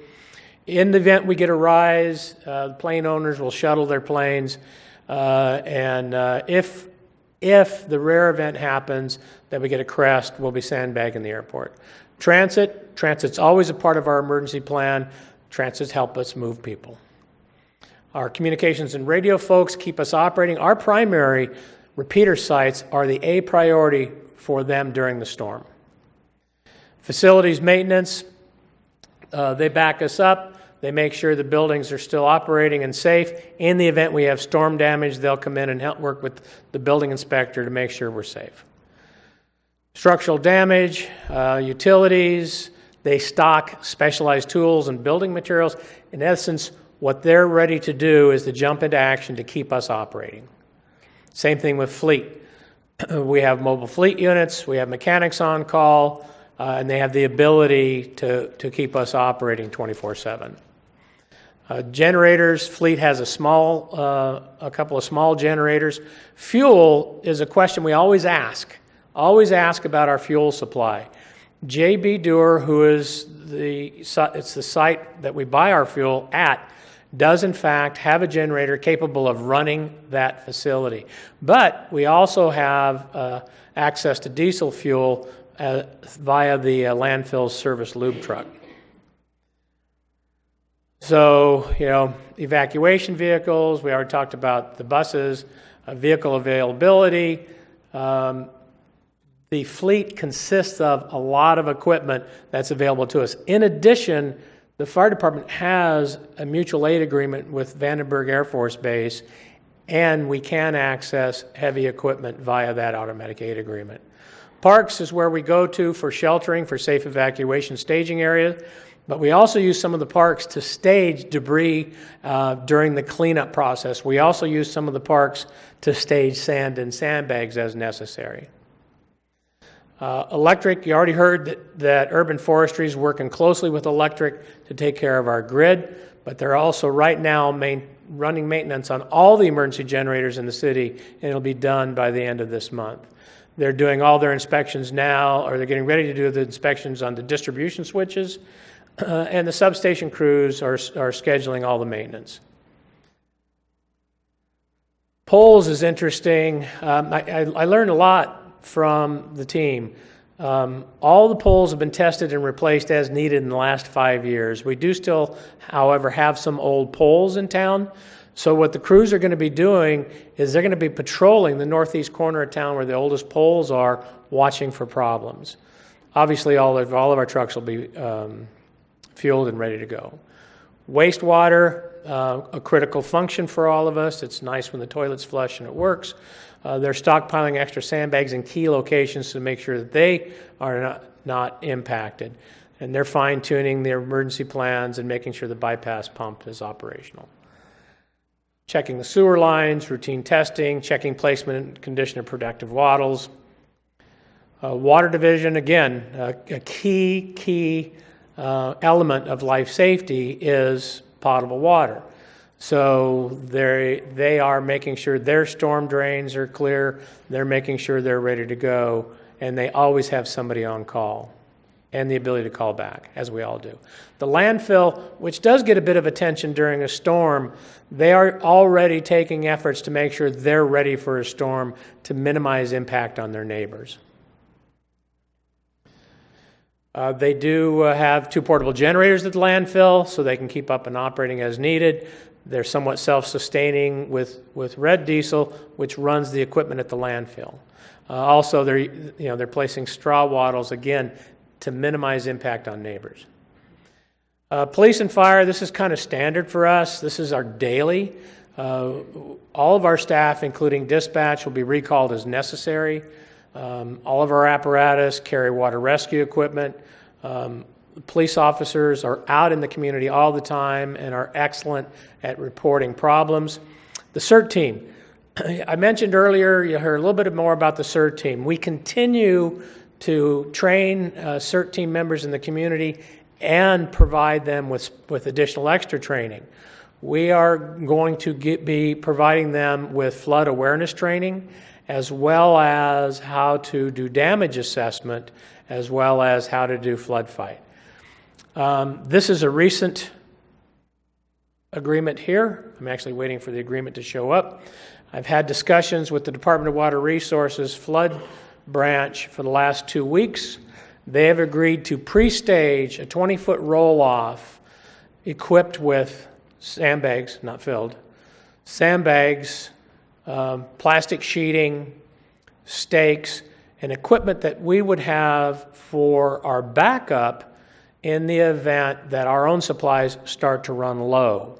So we are developing a pretty fair amount of reach back. This will be staged in the lot across from the fire station and used as needed. Everything kind of rises and falls on planning, in my opinion. Some of you may recall when I was first interviewed for this job, I take planning very seriously, and this is no different. We, last year, completely updated the city's emergency response and recovery plan. Last year, we actually exercised this annex and had good results. I'm pleased with where we've come as a team as far as emergency preparedness and operating the EOC. And this is just some stuff out of that plan. Even though we consider ourselves an island, we know we can't do it alone. So the plan actually identifies what the duties at county, state, and federal and private sector are, and it's designed to unify all agencies under an incident command system. We are an integral part of the county's disaster plan, and when we open our EOC, most likely they're already open. Advisories, watches, and warnings, you see these all the time. I only throw this up here so folks will understand the meaning. So flood advisory is a minor general or area flooding of streets. We get a little bit of that even with normal rains. Flood watch, most likely in the event we do see this El Nino materialize, we'll be posting some localized watches along the hillsides. And warning is basically it's imminent or is occurring. In the EOC, in the city, we have 3 emergency response levels. Level 1, we're in today. You hear the sirens all day long. Level 1 basically is our routine operations. There's no excessive incident load other than the call line we currently run, and we can handle it with on-duty crews. As we start to escalate, however, that's when we have to start activating portions of the emergency plan. We may not open the entire EOC at level 2. We may, such as happened the night the lights went out a couple years ago, the fire department activated, the police department activated in the EOC, but we didn't stand up the entire EOC. Level 3 is a severe emergency. We're going to be recalling folks, and you can put money that we are going to be opening our EOC and squeezing everybody in there. Here's some responsibilities for the EOC. The city manager knows these by heart.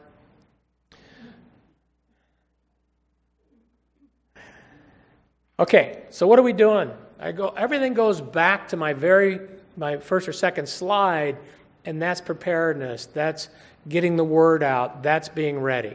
So here's our schedule. Hopefully we can stay on task. Okay, we're done. Status is complete here. As of tomorrow or as of the 21st, the packets that you have in front of you right now are undergoing, they got handed out, right? Are undergoing refinement, and I'll send them over to be loaded most likely tomorrow afternoon. October 21st, November 18th, general public outreach. This is where I want to spend some time up in these neighborhoods talking with our citizens. I hope to mobilize our CERT folks to knock on doors and talk with people. I've already started looking at our flood-prone areas using the information that was given to me by Larry Bean and Kevin McEwen. I've already started to visualize areas that I'm a little concerned with. We also will be preparing some additional outreach and utilizing TAP TV and our new FM station. Chief, go back one slide. I believe that FM station is 100.9? Yeah, there should be a dot in there. That's what happens when you let the fire chief do the so PowerPoint just for slide. public, it's 100.9. That's 100.9, just to the west of, just south of, 101. Okay.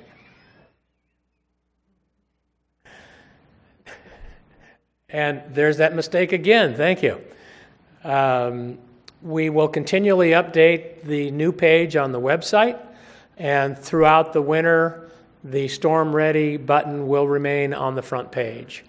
That's actually, I've confirmed, this happens December 8th, not the 9th. Department of Water Resources, their flood control division, is coming in and putting on a one-day flood fight refresher training for Public Works and Fire. I do have some interest from some outside agencies that we're going to try to accommodate. We will have 2 or 3 of our firefighters in there to be trained as trainers.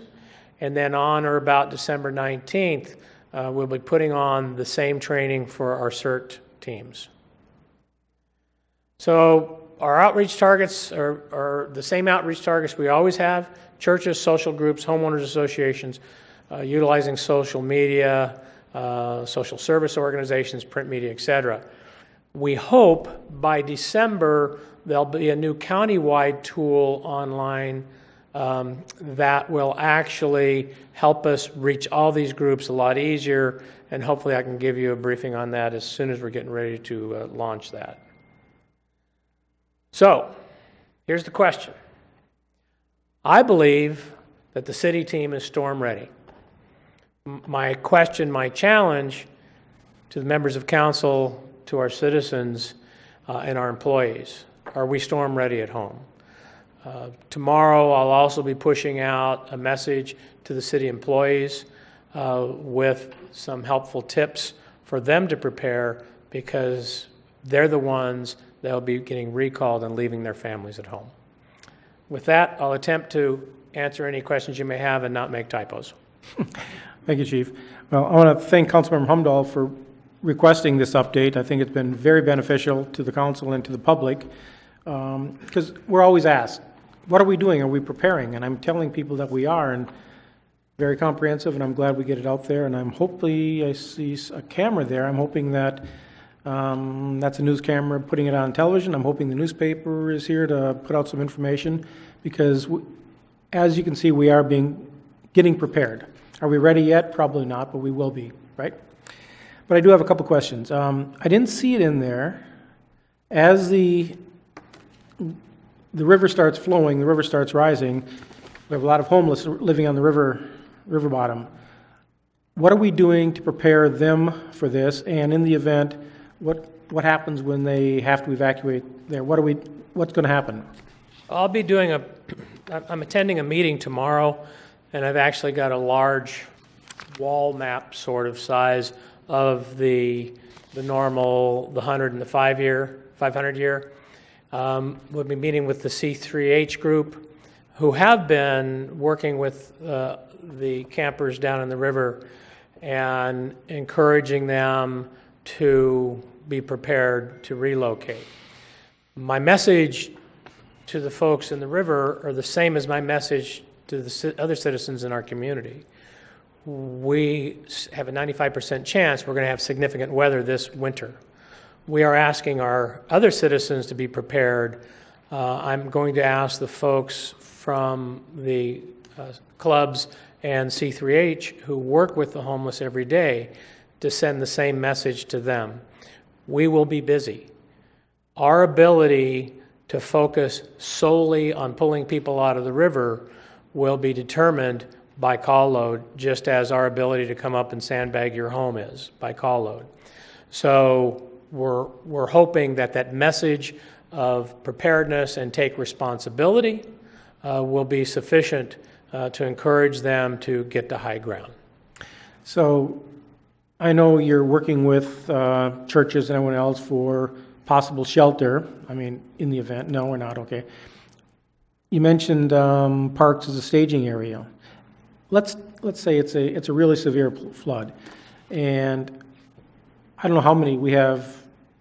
I'm going to say hundreds of people living on the river bottom. I don't know. There's not that many, and actually there's only 2 camps within the city limits. Okay, good number. Okay, so there's more outside the city limits. Well, okay, but they could all be coming into our community. I don't know. Is there a large tent we can set up someplace so they're? We approach disaster preparedness the same for every citizen in our community, and if we need to set up shelters for citizens, then that is part of our plan.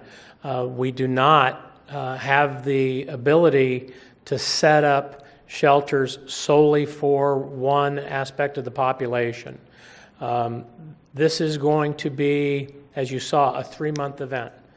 What was not in the presentation from Eric and the YouTube was they're anticipating storms lining up in that 3-month period of 13 to 15. So being able to accommodate a shelter for that period of time is not within the Red Cross's capability, nor ours. Right. If I could add to that, Mayor, and I'm glad you touched on the Red Cross's role here. Part of when we do our training and then when we're actually involved in a disaster and handling an emergency, the Red Cross is one of our organizational partners. Their role is to handle that sort of sheltering process. It's real important to remember we have some distinct responsibilities as city staff, as the chief laid out. We have some distinct responsibilities, and there are other things that need to be tended to, and it's important that we let those organizations handle that. So it's a good question. Will there be sheltering in any emergency when that's appropriate? And then the trigger is pulled at whatever that triggering criteria is. But we do train with the Red Cross, but we rely on them to handle that initiation. Okay, thank you. And then just my last comment is a lot of access. We have a lot of access to information and alerts and everything. Reverse 911. Yeah. Can you talk about that a little bit? Well, Reverse 911 is a brand name, but in essence, when we have to do an evacuation or a warning, we have the ability through the county to designate an area for that warning to go out to. The system that we currently have is aging and does not have the ability to say, okay, we only need these 4 blocks. It's actually a little broader than that, as we found out during the Mesa fire. So what the county is preparing to do in concert with the authority that comes via the 5 voting members of the Homeland Security Grant Authority is put in place a new program that will eventually replace Reverse 911, will be much more robust and literally for the purpose of making the notifications. For the purpose of making the notifications, we can draw on a map the specific blocks we want those calls to go to. Also, folks will be able to opt in with their cell phones. You'll be able to determine if you want to get calls even when you're not in town. I just had the very first conference call on the system last week, and we're hoping to have it in place by December. I'm hoping, as we start to roll it out, to bring you the latest breaking information. Okay, and I'm sure you'll bring that to us when that's available. When it's available. And then real briefly, and I'm assuming everyone knows what Reverse 911 is, but just briefly describe what. So during an event, we have the ability to program a system that actually makes calls to your phones. And they let you know what's going on. Sometimes it's a simple warning, such as flash flood warning. Sometimes it's a evacuation notice, such as during wildfire season. And it will call you with an automated message to evacuate or to be ready or to be watchful. If those of you in the audience and at home have voice over IP, which is internet-based phone, you need to make sure that you're signed up for that information. The other, and it was in one of my first slides, the other service is Nixle. Go in tonight and sign up for Nixle, and you'll get the warnings even before the 911's activated. Thank you. Councilmember Humdahl. Yeah, I just want to thank the chief for doing this, because I'd heard a lot of concerns, and I knew we were working at it, but we never advertised what we do. I think this is an excellent program that you put on. The general public now knows that the city is working at it. I do have one question for you. There is a little problem that we may have, and that's going to come out of Magdalena Canyon with that fire we had up out of that canyon. And that water comes down, it goes through there, goes down the V Street Canal, and then back up. So that's another flooded area that we've never had, but there's going to be a concern up there. Have we been working with the county and Sea Light? Because the water's going to come out of there if it rains as hard as they're talking about.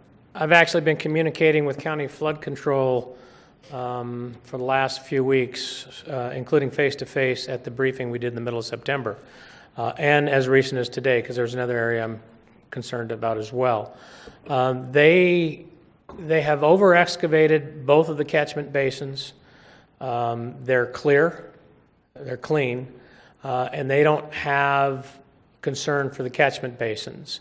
The concern that they may have is something they have no control over, and that's the private drainages along Megalito Canyon on private property. In talking, I rely a lot on folks that have been here a heck of a lot longer than I have, In talking with some of those folks, it's not unusual to have stuff coming out of Megalito Canyon into the V Street ditch to the point where we'll have to monitor it and have an excavator ready to start pulling things out of it. I actually drove the ditch today. I was also up Megalito Canyon the other day, as you know, and so we're going to have to watch what comes out of there. The burn is a concern. I don't want to alarm folks. Remember, the burn was 2 years ago, roughly 2 years ago. We have had some rain on the burn. Matter of fact, in December, we had a lot of rain on the burn, and we did not have problems. So I think that's a pretty good test. The next test, obviously, is going to be this winter. Yeah, the one thing that you may want to do is remind Sea Light, which you got a new company, Emery, up there, because in the 80s flood, when we had that come down, they had a dam above there just about time to get to the park up to the east. It broke and then came down across the road and put 10 inches of mud on that road down and went into the creek, and then it went all the way down. So they may want to be notified to make sure they have their water taken care of. Since I live up the canyon, we retain all the water that comes off the ranch and never gets into the creek. So they're not in the city, as you know. However, we do have a relationship, and I'll reach out to their safety officer. Okay, we normally don't do this, but I think it's an important issue. If you don't mind, is there anyone in the audience that has a question or a concern that was not addressed that they'd like to ask? Okay, step forward. Chief, stay there. Terry Hammonds. I've been watching the county's preparedness, and one of the things that I saw on their agenda today was a grant from them to Good Samaritan for Bridge House. And I was here in 69. Well, I've been here since 1967. So I was here in 69 when you couldn't get out of the city, you couldn't get into the city. What I'm concerned about is what are those people going to do over there if they're caught inside the city and they can't get to Bridge House? Where are we going to put them? And I was proposing that Bridge House, little encroachment on them to see if they could have a backup plan to see if they could get something on this side of the river in the event that we get stuck like that. I don't know. It's going to be, if it's like I've seen in the past, I hope we never see 1969 again, but it can happen. Okay, thank you. Next. Terry, there wasn't really a question, it was just a concern, right? I would like to see Good Samaritan. I would like to see Good Samaritan contacted to see if they do have a backup plan for shelter services that could be brought into the city rather than over there. I don't know what's going to happen. But it would be something that I think that we should know, and okay, thank you. Good fallback anyway. Next, please. Okay, if anyone else has a question or comment, just step forward. It's a question. Pull the microphone. I've lived here. Pull the microphone down. Oh, sorry. Deb Robinson, thanks. I live up in Vandenberg Village, but I guess it was probably the 97 year, big rain. I think, and you might have mentioned it on the list, but I just didn't catch it, but in the river, it got plugged up. The river got plugged up. It was sort of downriver towards maybe like where the prison is, and it really flooded the ag fields bad. So they had to go in and tractor a lot of the reeds or other plants, kind of clear it out.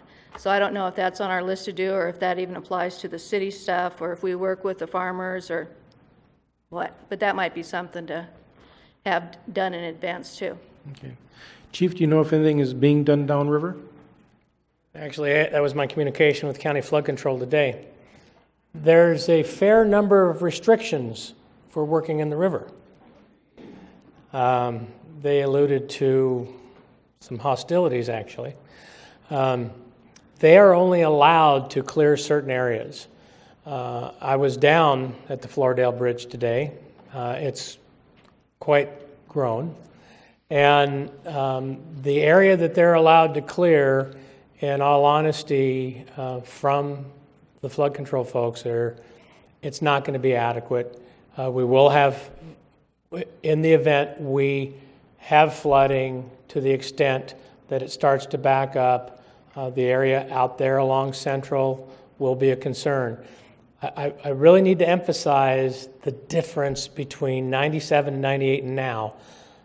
The dam has so much capacity.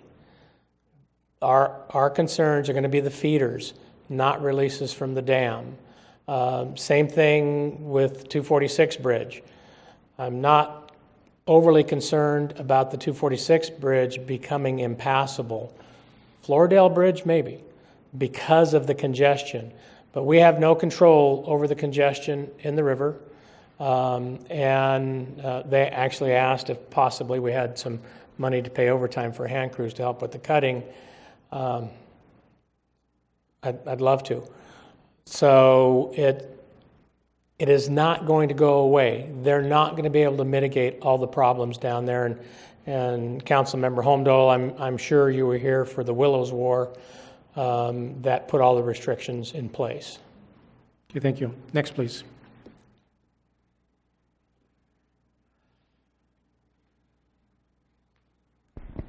John Lynn, Lompoc resident. I want to add one thing to the list. You know, in the past, we've had some severe erosion along the bike path off the end of Central Avenue. The first storm, when it started, we lost about 400 feet between the river and the bike path. The last storm that was fairly substantial, we lost about another 50 feet. The bike path originally was about 600 feet from the edge of the river, and it's now down around 100. The erosion would have been worse, but there were a bunch of junk cars that were chained together. The Lompoc Car Club put them down there many years ago, and that held kind of a point that forced the water to come back out. I've been told that a lot of those cars were removed for scrap metal, so there's nothing there that's going to hold that flow out anymore and will allow it to just keep cutting down the river, which would put it pretty much into the BMX park. When I had a conversation when I was mayor with County Flood Control about this, they said, well, the problem is it takes so long to get a permit when something's going wrong.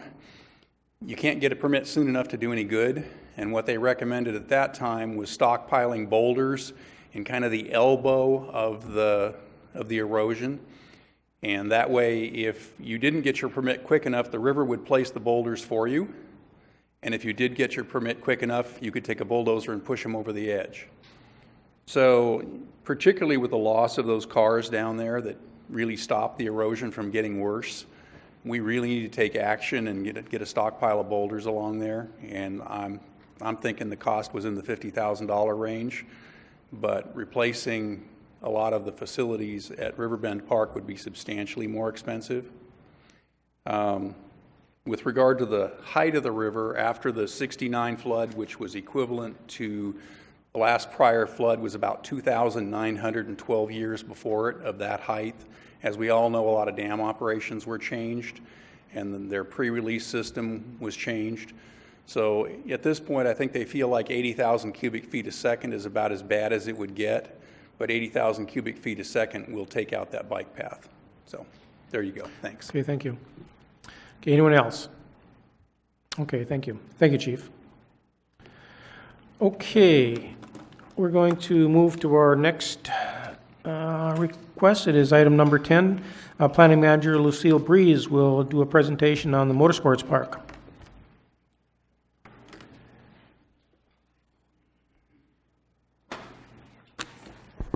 Thank you, Mr. Mayor, Council.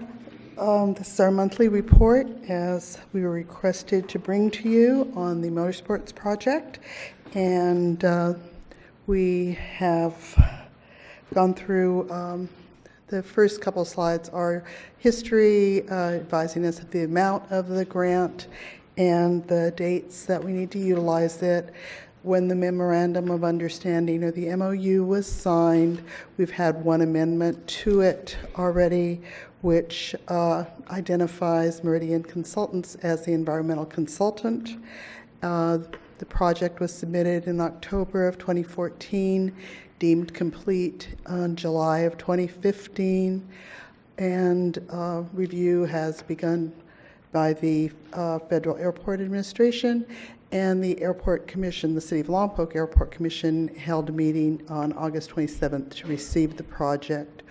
Meridian Consultants submitted a scope of work September 3rd, which included a cost estimate $232,740 and a timeline of 1 year from the date they're authorized to begin the environmental document. The foundation was provided with the scope of work on September 4th and advised of their portion, with the balance to be charged to the state grant. After several discussions, Meridian Consultants was able to compress the timeline for the EIR to 9 months from the authorization to proceed. And based upon the ability to utilize traffic counts from other recent traffic studies, the amount of the EIR has been reduced to $231,585. A total of $6,000 has been identified as being directly a result of the drag strip portion of the project. The state grant will cover 50% of the off-highway vehicle portion, or $112,792.50. The foundation will be responsible for 50% of the OHV portion, plus the $6,000 that is identified as the drag strip portion, for a total of $118,792.50. The foundation has requested an amendment to the second amendment to the MOU, which is matching funds. I know this might be a little difficult for the audience to read. It's the section in the MOU that identifies exactly when the matching funds were to be submitted to the city. Originally, it stated it was prior to the city entering into a contract to authorize the same. The foundation is requesting a payment schedule that acknowledges the amount that they would be responsible for. And just as a note, we did receive a $30,000 payment today from the foundation, which is identified here as the first step in the amendment number 2, if that is to be accepted, where they would deposit $30,000 with the city, and which would be credited toward their share of the costs of the EIR. There is also $40,000 that the foundation has identified as being, they are going to be submitting to the state parks for work that has been done through the grants on the small park over at River Park, which then would be paid to the city. So that would be an additional $40,000. The balance of the funds then would be due to the city prior to the city's consideration of certification of the EIR. The grant funds have been identified as being able to be utilized. We've spoken with the state grants personnel, and they have stated that we can move forward utilizing the grant funds, and what occurs will be the payments, because this is a fund that is a repayment. As we spend the funds down, we will then submit those invoices to the state for repayment. So the city would, in essence, be paying the money to the consultants as the contract is authorized and moves forward. The foundation would be responsible for submitting the balance of the money, the funds above the $70,000, to the city before the city would certify the EIR. So that is the request that the foundation has submitted to us, and we are then presenting that to council as for your information. And that completes my update. So you're presenting this as a request that you're expecting action tonight on this? No, this is as part of a status update. You would not be able to take any action on this. If the council wanted to take action on it, it would have to come back as an item on the agenda. If council just accepts it, it could be approved at the staff level. So if we move forward, we'll authorize Meridian to move forward with the EIR. They'd expect payment of the $237 or whatever it is up front. No, their payment is due as their tasks are performed. So they will bill us monthly, and they will provide us a list of, as they work on the EIR, as their subconsultants submit bills to them. So the billing actually, until that 9-month period is completed, they will not be finished with their billing. It's incremental through the time period. So what are the chances of the city needing to put money into this? If the foundation has already deposited $30,000. Correct. They say they have $40,000 coming, they will correct give forward. That leaves a balance of how much that of their 50%? Well, 50% plus 6,000? I don't have the exact number. I should have approximately 48,000. 50,000. Okay. Actually, we got an email today, and the city administrators received a copy. The state owes us $71,000, so that gets us to $101,792. Today, we received a $10,000 donation. We were about $17,000 short. So, as of this instant in time, we need to raise about another $7,000, and we have 3 months to sell raffle tickets, so we're not very concerned. Okay, so let Lucille finish, then I'll get you back up here, John. So stay up front, Okay, so... well, Mr. Mayor, if I could intercede, because I wanted to answer on behalf of staff to your question, and it's basically, we're not able to speculate on the likelihood of payments being made or not being made. Okay. Okay, any other questions for Ms. Breeze? Okay, and again, just like, Lucille, you're done? Thank you. Okay. So, like I say, normally we do not get public comment on council requests, but Mr. Lynn, you're from the foundation. Do you have some comments you'd like to make?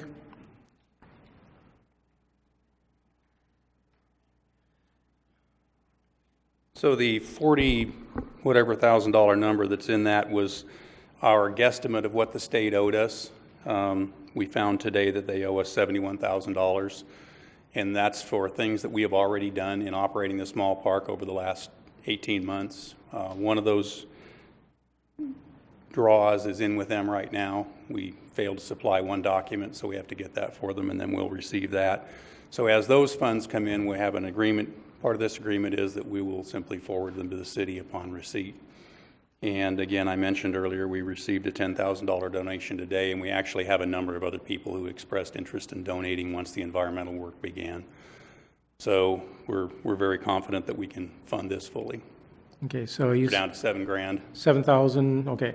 Yeah, and some of you guys haven't bought a raffle ticket yet, so you can contribute and help. So, because as I've stated, I'm in support of this project, but I've always said that I did not want to put city money into this. Absolutely. The foundation has always assured us that this was their project. The city would not be asked for any money. So I'm hoping that continues to be the fact. That is a fact, and as a matter of fact, we never realized it when the state representative was down here.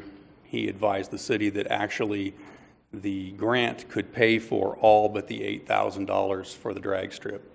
But our agreement with this council has always been that we would carry half of it, and we're actually now carrying half plus the 8,000.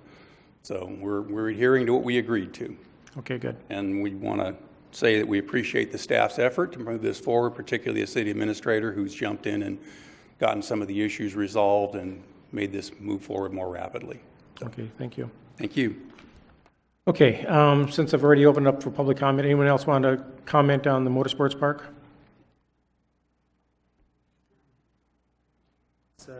David Hughes, owner of Scudder Santa Barbara. The way the motorsports park is laid out right now would take half of my landing area.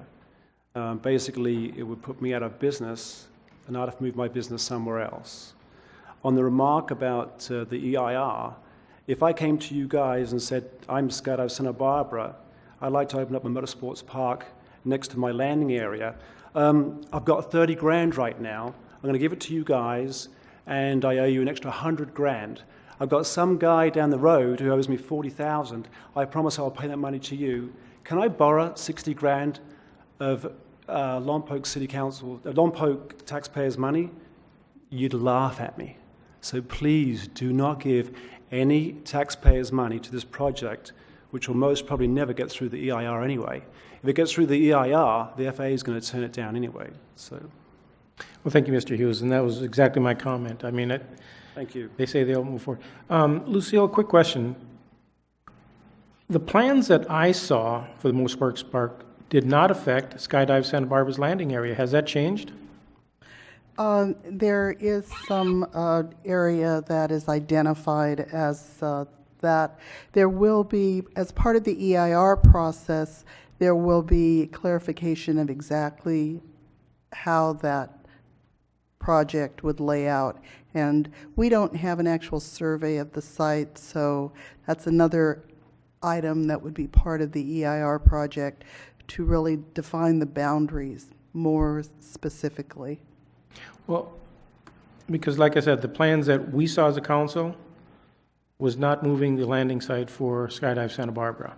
It will be much more definitive as we go through the EIR's process, so that it's very clear exactly what will be impacted. Okay, well, I thank you for that, because the city values Skydive Santa Barbara. It's a large draw to our community. I mean, hundreds of people from outside the community skydive there, so please make sure that we are very concerned about that business. Okay, thank you. Terry Hammonds, Lompoc. Well, I would urge the council to bring this back. And I would think that you need a financial guarantee from the foundation that they can move this forward. This has been going on for a long time. And you are not, I don't think you should be assured that they're going to fund this all the way out to the end to completion. By doing your due diligence and having the foundation provide you their financial plan all the way out, and what they have will assure you before you move into this. You were assured before tonight, months ago, a year, actually 364 days ago, I was at this council requesting that you do the very thing I'm asking you tonight. Make sure they can do the project, and you have not done that. You have not done that. I would bet that no one, and especially a realtor, would have a person come in and make a promise that I'll give you some money to buy that place without checking to see if they could do it. No businessman does that. Nobody. But you're doing that. And you're taking assurances that you can't really put anything onto. So please, bring this back, have the foundation provide you all the things that they need to do forward financially, and then you can make your decision. But it's not fair to it's not fair to Santa Barbara Skydive, it's not fair to all the rest of us in this community that pay our taxes to know or to believe that the council's making the right decisions with very little assurance how this is financially going to go forward. Please, take your time, make it work. Thank you. Thank you. Anyone else? Okay, we're in closed public. Oh.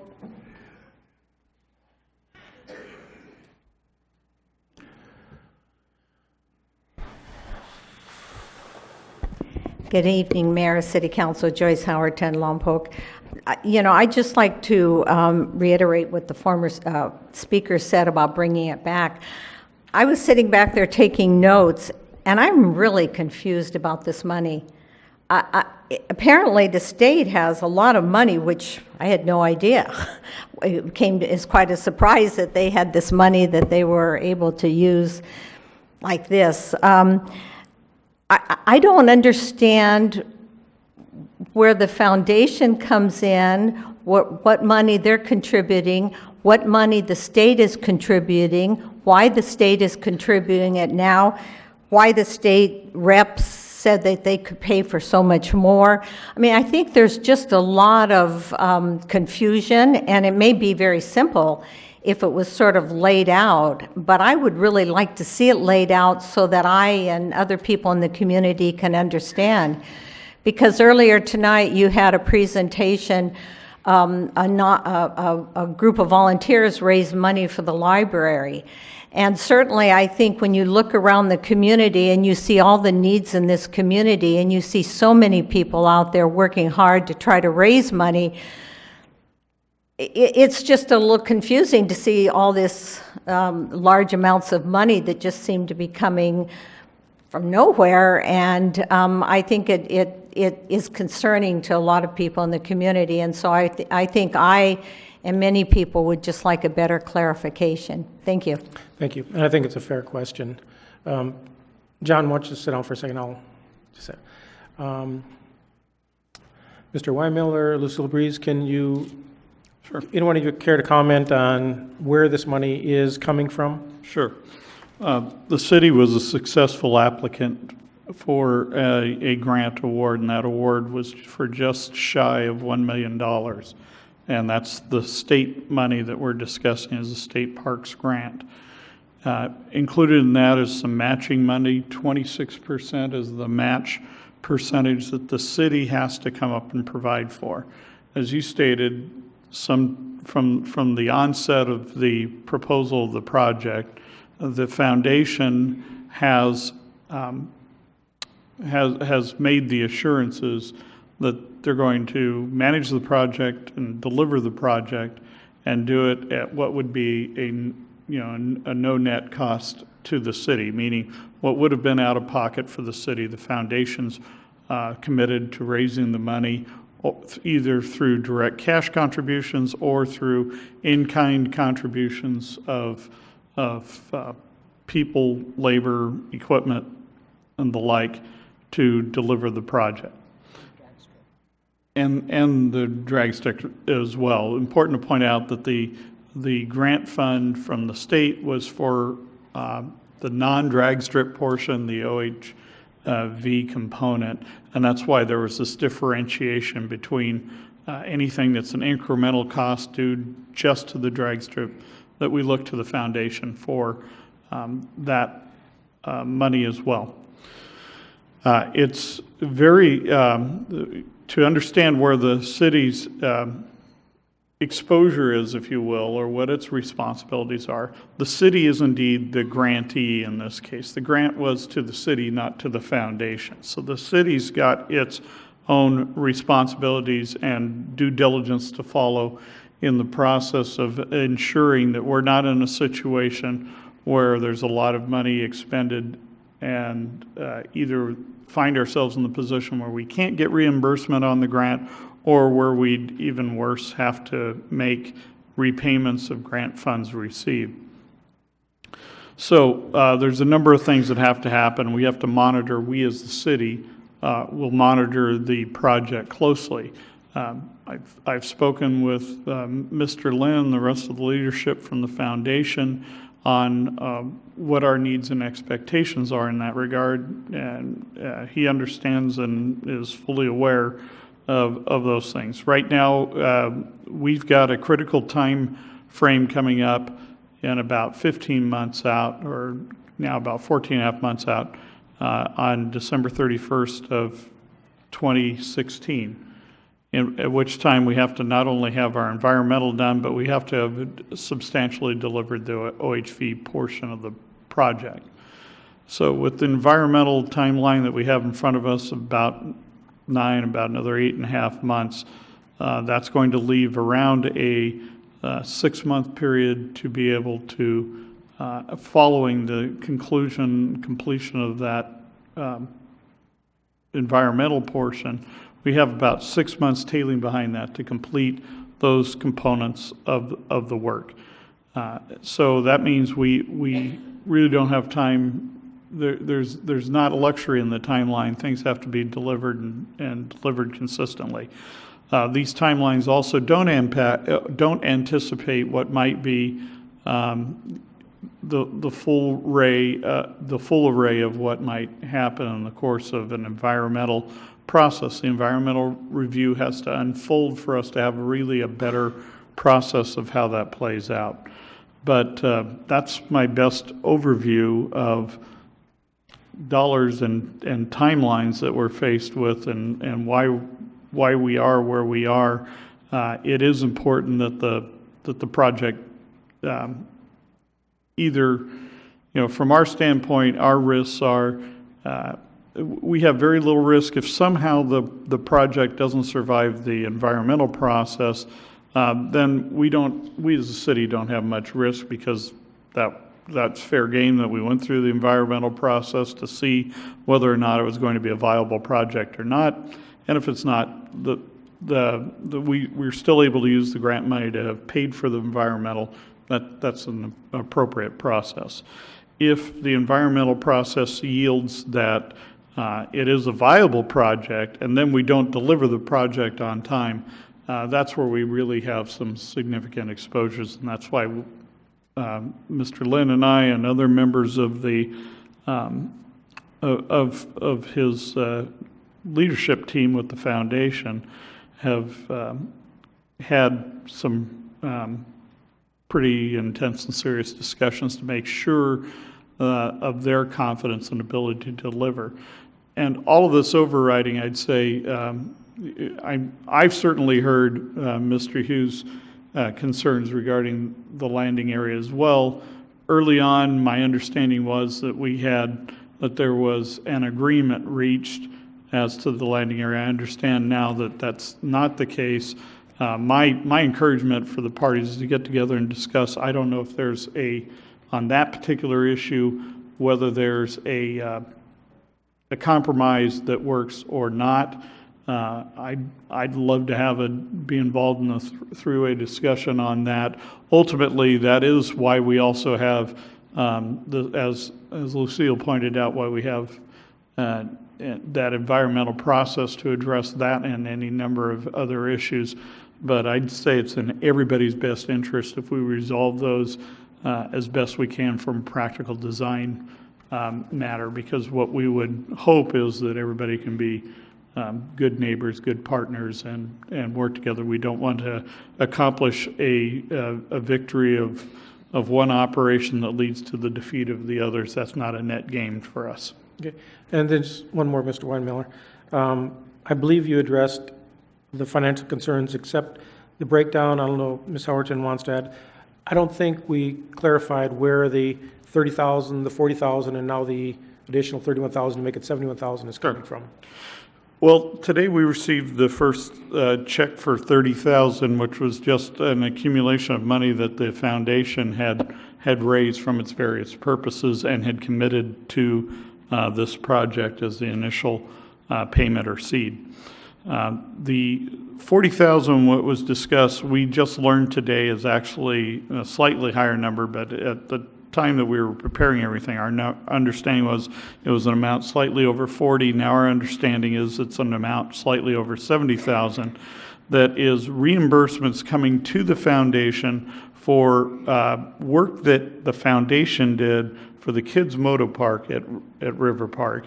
And it was for qualifying work that at least we've gotten the verbal assent from the California Parks that, yes, that was eligible work and that money would be coming forward. We are looking forward from standpoint of our doing due diligence. What we've got is just their word that this is coming. What we want to see is a copy of the submissions, and at that point, that assuming they've got their copies of $70,000+ they've submitted, that if we get copies of those, now we're just watching, and we'll have our agreement in place to when that's processed through the state parks and they can send that then they'll make their deposit and turn around and make a like payment to the city.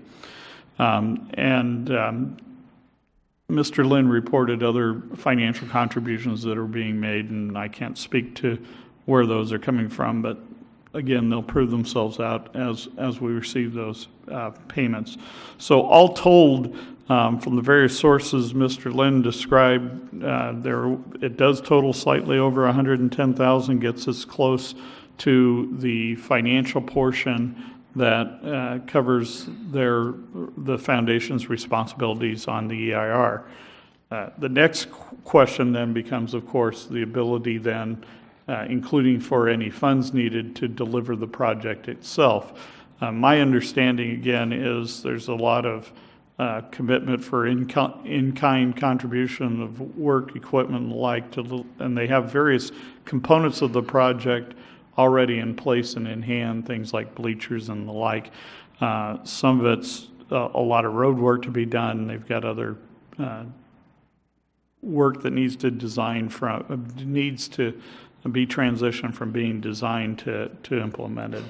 And those are things that we just need to watch for and watch it unfold as it goes along.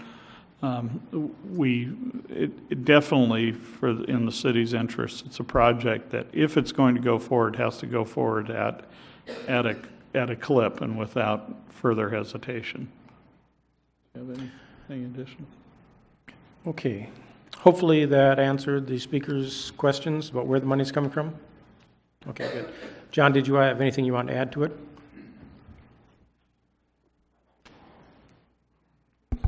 And Patrick touched on it, but the grants to the foundation to operate the little park, we received 2 of them.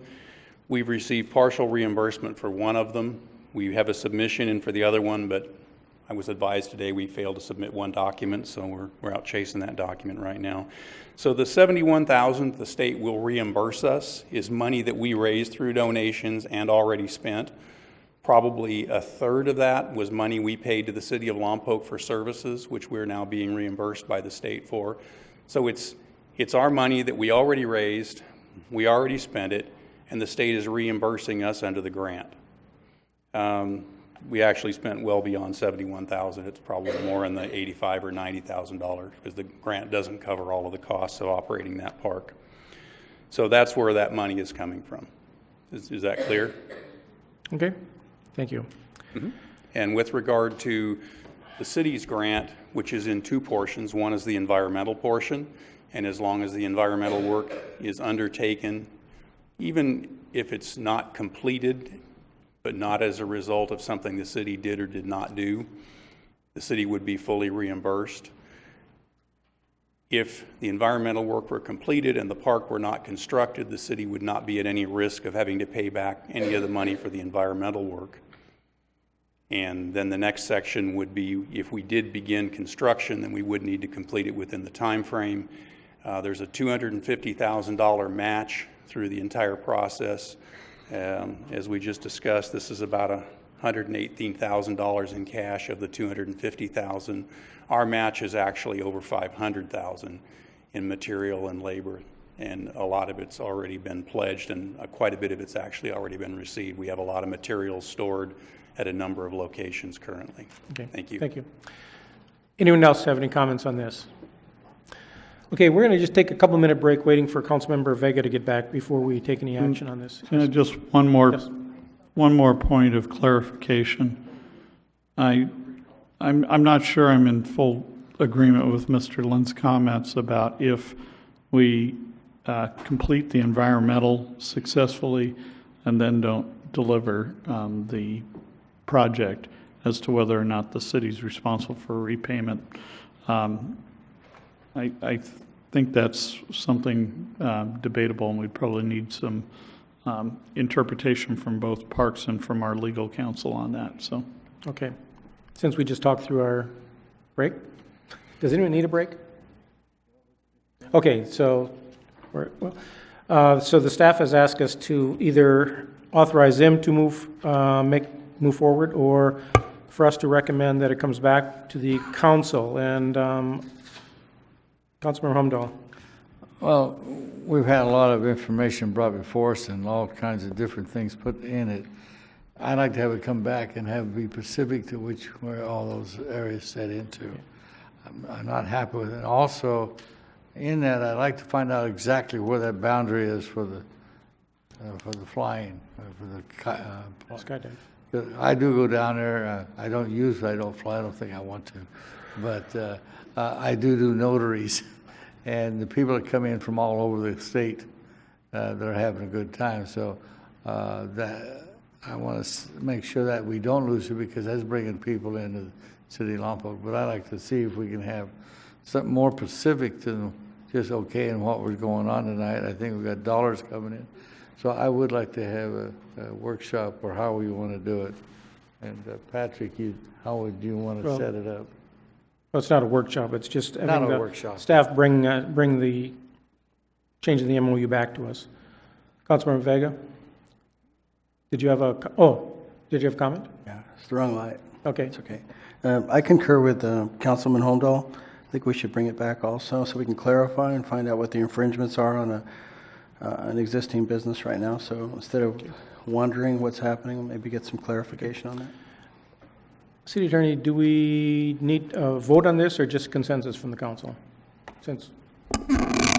Well, what the council's doing right now is determining whether to agendize a future item. I think the policy manual says that a majority of the council has to do that, so voting would be appropriate.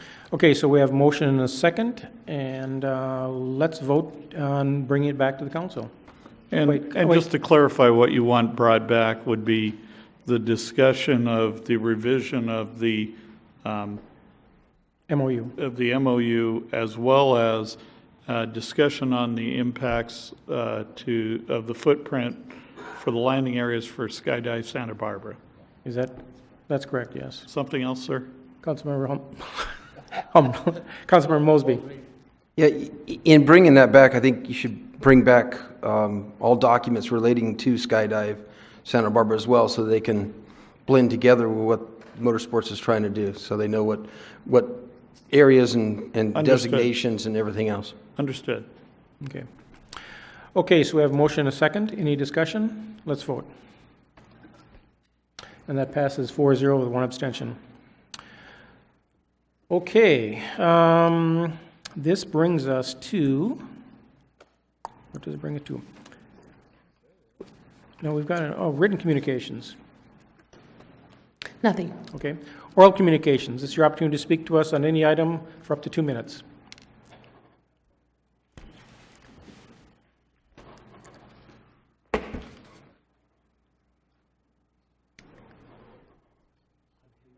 Good to see you, Jack. You and your wife. You and your wife have matching shirts on? Do you and your wife have matching shirts on?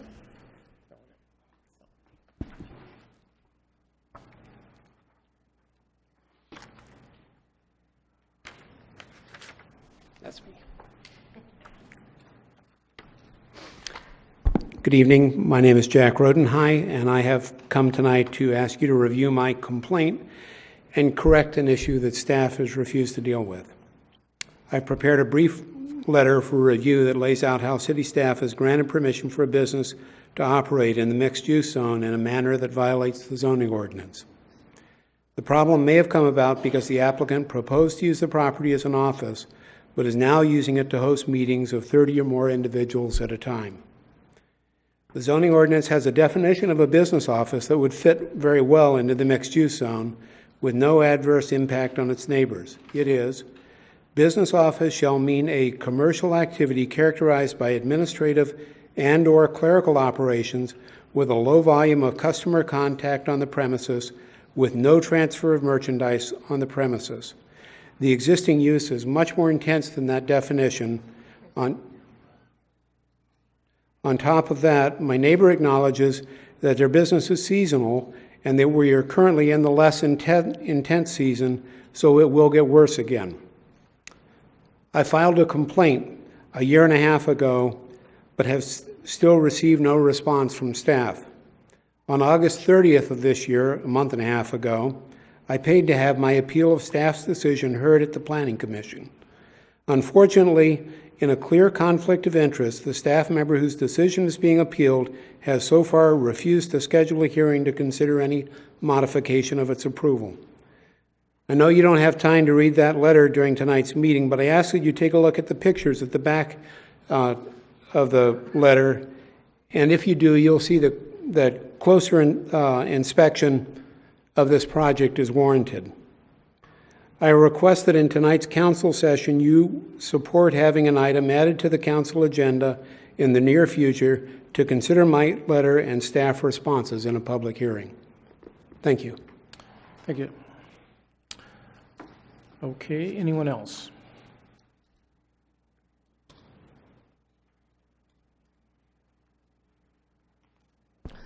Susan Gallagher, you didn't have any cards out front left over. I've lived in this town for over 30 years now. I have a business here, and this city and everybody here knows we watched Fess Parker go to Santa Maria.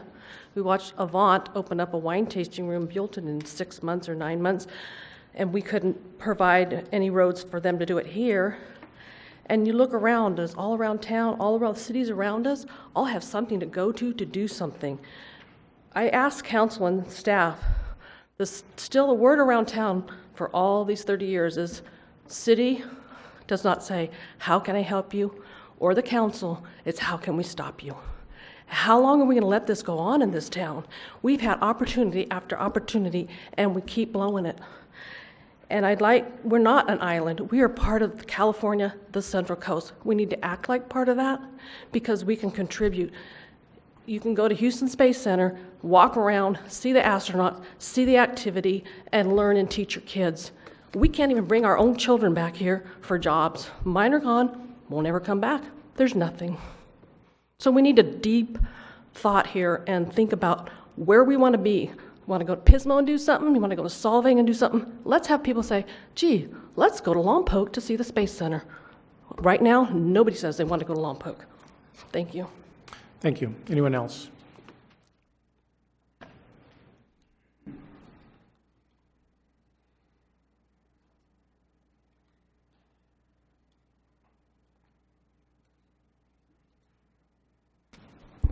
John Lynn, Lompoc resident. Sorry, 3 times in one night. Council members, you need to come to a philosophical decision. You philosophically want a space center. Do you want the opportunity for our children for education? Do you want the opportunity for jobs?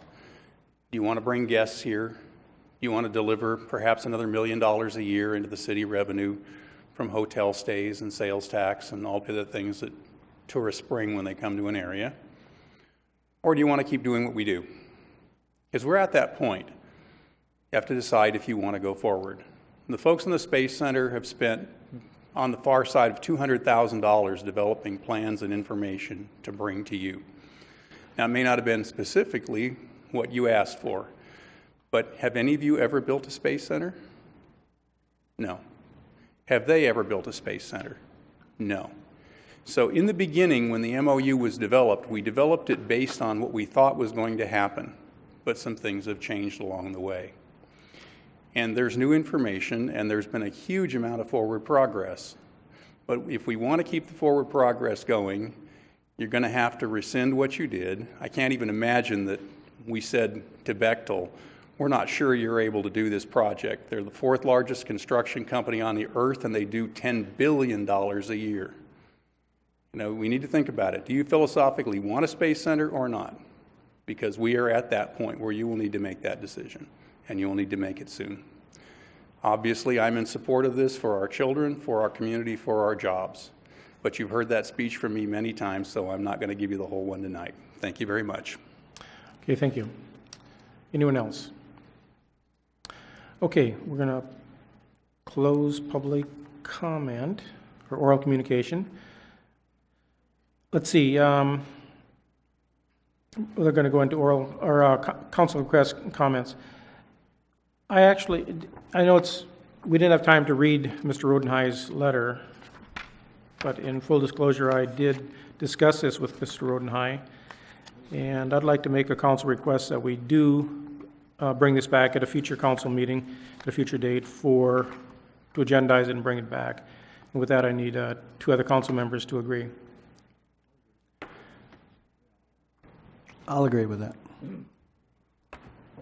I'll agree. Okay, good. So we've got a consensus to bring it back. Okay, other council requests. We'll start with Councilmember Vega.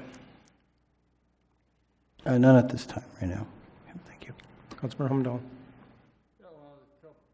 A couple of things. Early on tonight, we had a donation to the library from a group. Now, the Turduckins have given $195,000 to the library since we started giving money away.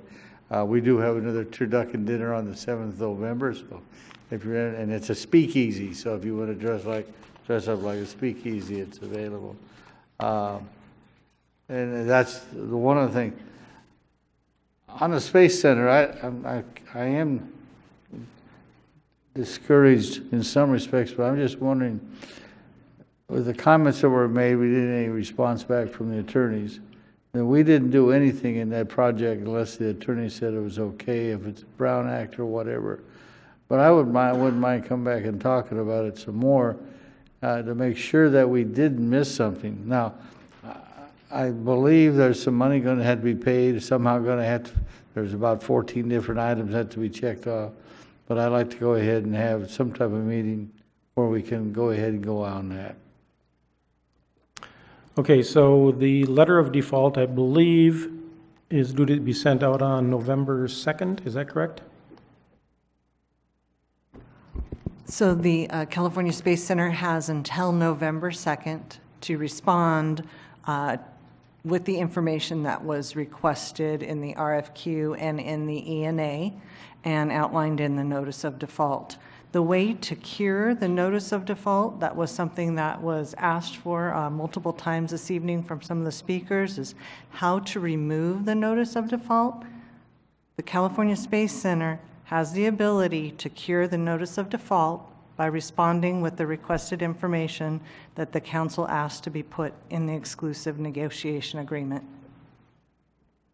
Okay. So Councilmember Humdahl, you want this brought back prior to us finalizing the notice of default? Because go ahead. If I could also, I'm sorry.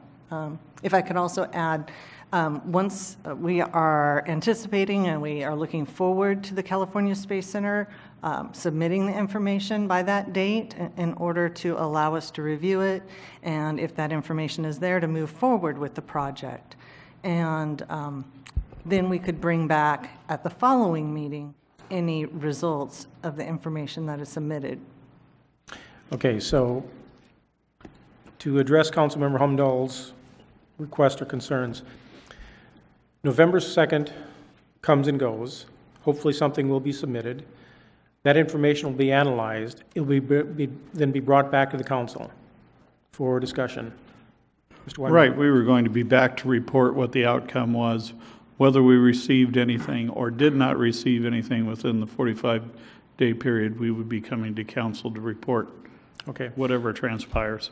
Councilmember Humdahl, does that satisfy your request? Okay, so we're going to be bringing it back for discussion. Okay. Councilmember Mosby. I just want to follow up on this. I mean, we have an exclusive negotiating agreement. And generally when I'm in negotiations, it's a give and take, come and go, and you balance back. And what I'm seeing here is, and what I've heard is the Space Center people are trying to reach out and negotiate with us. They've asked, I guess, for an agendizing of it. And I think when Mr. Lynn came up, he kind of hit on it. We've done a little bit of this negotiating agreement before, not successfully in the past, and they've never done this type of negotiating agreement. And maybe there's a few bumps in the roads that need to be modified a little bit. Maybe some of the items we're asking for should be at the 242-day mark, not at this point in mark. I'm not quite sure, but I know that we've had an option with like the motorsports. Every 30 days we're coming back for a presentation and we're hearing of the staff what's going on. What I feel maybe we're not fully reaching out. I know the assistant city managers diligently working forward to moving with this, but I feel that there's still some more reach out and wanting something agendized here for discussion. Exactly, we've been told not to talk to them, so I haven't, but I'm feeling that they want to talk to us. They want to discuss because they feel that there's an issue with the negotiating agreement. And I think the key word in here is negotiating, and we don't want to be a stone wall. We want to have the ability to negotiate and have a degree of flexibility. Maybe there's something in there that we need minor modifications that they're not able to give us at that time. And putting up a stone wall, I've been flexible in many agreements and gone a long way with a lot of different people. And in order, especially in today's times, you have to have a degree of flexibility. So I don't know if there's something, we wouldn't have another council meeting until after the deadline. And it couldn't be on as an agendized item, but I feel that they're wanting to come and tell us something, and I don't know how we can process this. I hate to just put up the stone wall, and we've spent a lot of time to get where we are, and I don't know. I'm kind of hearing that there's items that they don't feel that they can put forward right now in place, but maybe later they could. So maybe we need to open up and find some degree of flexibility in this agreement. I don't know. I'd like to hear more from them. I'd like to hear them more than a 3-minute conversation. You know, she seems very frustrated when she's at the microphone and she has more to say. So I'd like to advance on more what Councilmember Holmdahl said and have some more dialogue coming with us. I don't know, maybe there's some flexibility when it come in the negotiation aspects. Okay, Councilman Weismiller. Oh, thanks for the promotion. City Manager. First of all, certainly if the CSC wants to come talk and you want to entertain it, then I think if both parties agree they want to do that, I don't see any problem with that at all. I think there seems to either we've collectively forgotten or there's some sort of revision to history going on here. I think it's important to point out. The ENA exists, this exclusive negotiating agreement where we were carrying out negotiations in private was at the request of CSC, not at the city. We had an RFQ process that we went through, and we did not receive information that we had carefully evaluated as being necessary, that the council had identified as being necessary, that we were advised by legal counsel would be prudent. We had information that we were expecting to receive in the RFP, in the RFQ, and in subsequent discussions that we didn't. And what we were told by Ms. Blaisdell was she'd have the information, but she didn't want to release it publicly, that it was private and confidential in nature, and that she would do that through an ENA. So that's how we got to an ENA. That's where we got to why you're in a situation where you're not to interact with someone that we're in exclusive negotiations with. You've identified and authorized your negotiation team. If you want to step back from that and they also want to have a public discussion on that, I don't think you've got any complaint coming from staff on that at all. But I just want to make sure we understand what's going on. And, you know, I've been pretty quiet publicly and privately on this, but, you know, I don't appreciate the accusations that are going on as they relate to staff, because we've been doing our job and we've been diligent in trying to help deliver the project. and in trying to make sure at the same time that we are protecting the public's interests. We have a fiduciary responsibility, first and foremost, to protect the city assets. That includes that 82 acres that the city owns. And, I've been pretty quiet and low-key on this, but for the record, I don't appreciate the accusations. They aren't founded, they're untrue, and it's no fun for staff to sit here quietly while other people get to rant on and make whatever claims, including from people that obviously and inherently do not know what they're talking about as they're making their statements. Okay, we do not clap or applaud. Okay, so I'm going back to Councilmember Mosby and Councilmember Humdahl. Is the bringing back after the response to the letter of default, coming back and discussing it with the council, is that sufficient for your request? There'll be a public discussion. Councilmember Mosby. Your letter default's coming out the 2nd. It's what is the letter of what is the default. definition of the first letter you have out right now? What is this? So the California Space Center has the opportunity to respond to that letter with the information that was requested by the 2nd. And in that, if there are some other things about that information they want to include in that would be appropriate as well. However, the default, I do think we made clear in that letter that saying that you need the property first is not an acceptable excuse for not addressing the information that has been requested. And I'd just like to add, the city, there is some confusion about what the city has and hasn't done here. The city has not terminated the agreement with the California Space Center, and we have not turned away the project. What we did was request the information that we asked for in the RFQ, and we asked for in the 30-day and the 60-day submittals of the ENA. That request took the form of a letter of default because the California Space Center asked to have a clause included in our exclusive negotiating agreement that said that they would have 45 days to cure any default. So we were following the process that was put into the exclusive negotiating agreement at their request. So, I just want to share that. Also, we have not participated in any joint press conferences or press releases or events. And that also was outlined and agreed upon in the exclusive negotiation agreement because first we wanted to see the evidence of some financing ability and evidence of qualifications before we became a partner in any reasonable requests of joint partnership. So those are also the why council, you've been given the advice you've been given as far as any requests, and I know there have been many requests, and we have explained this process in those requests. We've also shared with the California Space Center that the city does appreciate their effort to bring this project to Lompoc, and we are cautiously hopeful that it will occur.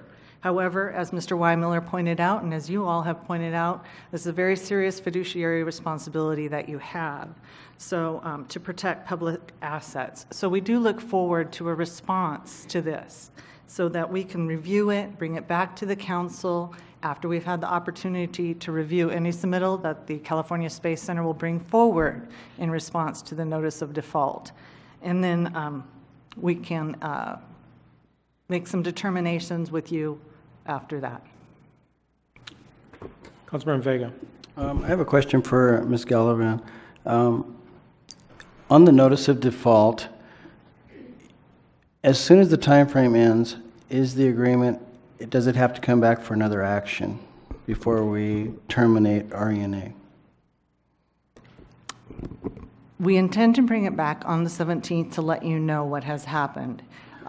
The exclusive negotiation agreement is written that if the default is not cured, it is automatically terminated. Okay. If I could just add on to that, the ENA is written that if the default is not cured, then it's automatically terminated.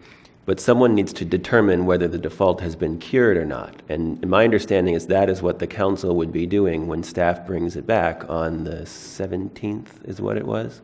So even though the deadline had already passed, you would still be determining on the 17th whether they had cured the default or not and whether the contract was... So it would require another action or not. Is that correct? Okay. And and as far as the space project's concerned, personally, we all live the dream, and we'd love to see Lompoc flourish, but I do believe that we do have the fiduciary. I think we've asked for some simple things. In being in real estate, I don't think that I would, personally, I wouldn't be showing people property that couldn't perform to some standard, you know, and I understand this is a huge project, but I just think we have we do have a fiduciary to protect our land and to make sure that they step forward. I wasn't sure if as with this space center, if you agreed to some terms and you were hoping to manipulate them or soften them or change them during the process, because you know what, it's pretty cut and dry. I think probably to submit what you have to see if it even comes close to showing some sort of good faith, okay? I understand the project, but I just don't, I personally, as a real estate broker, I just wouldn't show property to someone that has submitted what we have right now. And that's really my comment. So I would be against bringing back the notice of default. Eva, I know you have something to say, but we're going to be bringing it back on the 17th, and we're going to be hearing from you. Well, we can't take any action tonight, I'm sorry. The action we're taking tonight is, it's coming back for discussion. Eva, come up forward. I'm going to reopen oral communication for you for a few minutes. I don't know what action you want us to take. Yes, I appreciate, because I believe that, like it was acknowledged, we should have a discussion. The fact that I have not been provided an opportunity beyond 3 minutes intervals to share with you a complexity, incredible effort that is being put forward, which includes, ladies and gentlemen, presentation of City of Lompoc as a credible business partner to the investors who need to feel that they can predict and not be surprised by action that we are not even warned about. I could respond in a different manner if I was afforded a business courtesy of a phone, email, or invitation to inform me that information is missing. How would you feel, Congressman, Councilman Vega, who knows, maybe I see the future, if suddenly, if you're trying to sell real estate, and suddenly in a public forum, where I spent few days trying to bring positive media here, and I am bringing them to show, look at the city Lompoc, and someone announces you that the property you have is in default, and you don't know about it, and you just brought the buyers to convince them that it has a value. This harm has been done because I don't understand why no one gave courtesy to Bechtel, to IMAX, to IBM, to Sony, to me, woman entrepreneur who came to your town with my own money, with money of the people who are flying to London, who have been here in town. We are funding this project successfully. We don't want to load up on investors right now that you are forcing us to, because we can self-fund the project. We told you from the very beginning, this is a Silicon Valley-like endeavor. The value of this project is going very high. It's already over $100 million without the land. Because of the technology. Don't force us prematurely to bring accidental investors because there is some kind of requirement. Discuss it with us. How come I was never invited for the meeting, even when I asked? How come I never was informed that Bechtel will be cancelled out? Can you imagine what type of diplomatic dance I have to do in front of Bechtel? On the behalf of City of Lompoc, we don't need that. This is a joyous, fabulous project. I showed you the design of the famous architects.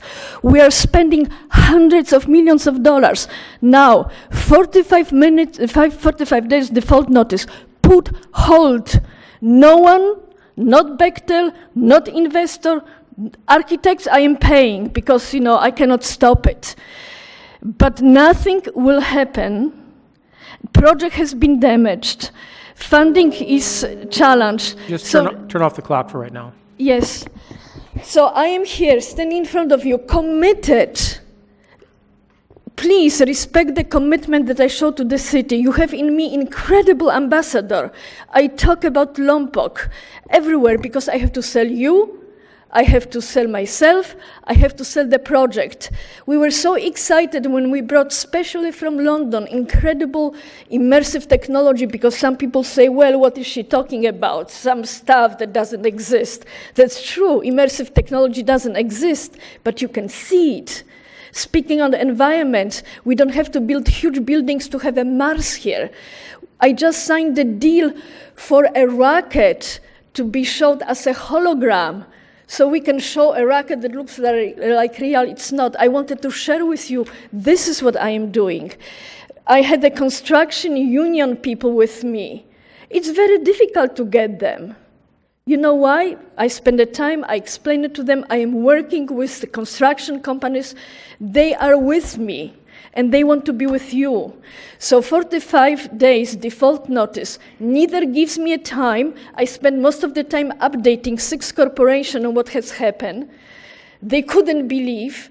They cannot comply with 45 days time frame. Bechtel, IMAX, IBM, we don't even understand some of the questions being asked. But more importantly, I am questioning reason for the default notice, I am questioning merits, I am questioning competence of the consultant who provided reason for 14 notice. Again, a woman who specializes in not-for-profit housing, rejected financial information delivered to you in person by Steve Frank, who is proven investment banker, US Navy pilot, advisor to the European Union, investor in this project. Why don't you create a process where we can keep you involved, excited? 45 days doesn't give enough time to anyone. Most of the questions I already answered based on the RFQ that we've agreed to. What happened with those 14 questions, it took step back to the most severe version of RFQ, which we agreed wasn't appropriate. Okay, Eva, so we hear you. Now, this is not on the agenda. We cannot take action on this tonight. There's just no legal way we can take action on this. It has not been agendized. So, you have to get back to, I'm assuming you're going to get back to us with something by November 2nd. I'm assuming. Well, I'm assuming. Okay. What? We've had a council request that the information come back to us. Well, we feel we delivered everything. I have to reconfigure a consortium. Some of the people don't want to come back. Okay. I have a question, Mr. Mayor, if I could, please. Okay. If I could, if Councilmember it's Vega. appropriate to go ahead and ask. Eva, there's no one discounting the energy and what you're doing here. I think it's fabulous. I'm a multiple business owner, and I would like nothing more than to see Lompoc thrive and be more sustainable. But again, you signed a contract and an agreement that I don't know exactly what the intent was, to find someone that would actually put something in writing that says they would financially back this project. I have this letter with me today for $150 million that unconditionally and conditionally is waiting, proven that city of Lompoc also guarantees certain mode of behavior because people don't know what to expect of you anymore. If we put even letters of intent, it costs. Money has to be reserved. And what if I put into the trouble and I reach the financial agreement that I have to in order to meet 45 days?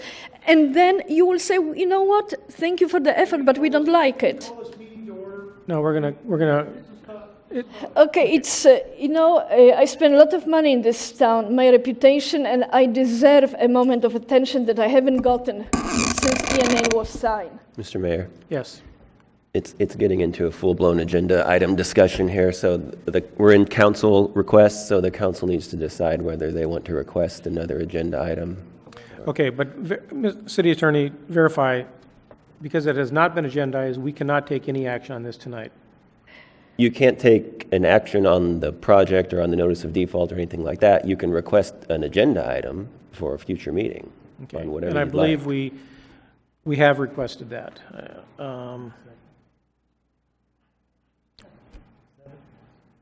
Second, okay. Thank you for your comments. There's absolutely no legal way we can make any decisions on this tonight. I recommend that whatever you can do, get together information you can, give it to city staff. They're going to present it to us on November 2nd or 3rd, whatever the next meeting is. What can I do, Mayor, to earn opportunity to have what other people have? Time on the agenda, opportunity to present spectacular project, discuss it together. Why am I excluded from this type of communication? You haven't been. We've allowed you presentation after presentation, and we heard your presentations, and we enjoyed the presentations. Now we are just acting on the ENA that you signed with the city. Okay. Do what you can with your investors. It's coming back to us on November 3rd. 17th, November 17th. So no action is going to be taken by this city until it comes back to us on the 17th. That's all I can say. There is also planning activity. This project is not happening in the vacuum. I can add to the budget, for example, creation of the broadband I've been advised by data the city center. attorney that I cannot. I we've need got to a closed have discussion on interaction this. with the city. This is a big project. Okay. Come back on the 17th, okay? We Okay. cannot do anything tonight. I'm sorry. Well, I'm sorry too. Okay. Thank you. Okay. Councilmember Mosby, were you done with your council requests? Just getting started. Okay. I've got a council request. It's an item that was presented at the Utility Commission. It was on the cost allocation program, and just wanted that brought forward to council to let us know where we are with that. And obviously, I need 2 other council members. Here's copies of what was there, but would have the presentation come forward to the council. Again, it was a presentation brought at the Utility Commission. I think it would be good for us to see. Is action, we actually used a little bit of this we did use the cost allocation program on the budget, on this past budget, but I don't know if the book's been published yet or not on this, but I would like to see where we are, where we're going with this, and two other people to agree with that one coming to council. So do we have 2 other council members that will agree to bring this back for discussion? It is bringing back the cost allocation, cost services allocation. I'll go ahead and go along with that. Thank you. Okay. Councilmember, microphone. Yeah, I'll support it. Okay. We have. The other council request I have is, it's an item, again, it was brought up at the Utility Commission, and I'd like a little more verification and follow-up on it, and again, need 2 other council members to do this. But it's a request in analyzing the Wi-Fi numbers of where we've been, where we're going, and I understand there's a payback plan now that's getting established, a 30-year payback plan on the Wi-Fi, and this is just on the dollar numbers that we started with and how we increase where we are. But we do have a plan and program now, I guess, that has the payoff. That's they were borrowing money from the city's electric fund to initialize this and, so to say, fortify it and get it to the level that it is now. But the numbers are up there, somewhere around the $4.8 million mark that they've borrowed from the electric. And I did verify those numbers with through Laura to Mr. Wilkie. So we could bring those forward so we can see where we've been, where we are now, and what the payoff plan is on that. $4.8 million of a loan from the electric company. It's at the point now that it's paying for itself, I guess, what we've been heard, and that there is a plan in there to pay off that $4.8 million loan. So that was another council request to have a presentation on that to show us about the Wi-Fi loan. Okay. Do 2 council members want to agree to bring this back, a Wi-Fi discussion? I don't mind having it come back, but it's a problem we just can't have it sent to us anyway. So you Well, I think want it should to be a hold presentation presented to the public. It shouldn't take more than a few minutes, I think, to get it out there, but, That's all I want to make sure we get it out, but that's why I'll support it, but like it should be sent up and done anyway.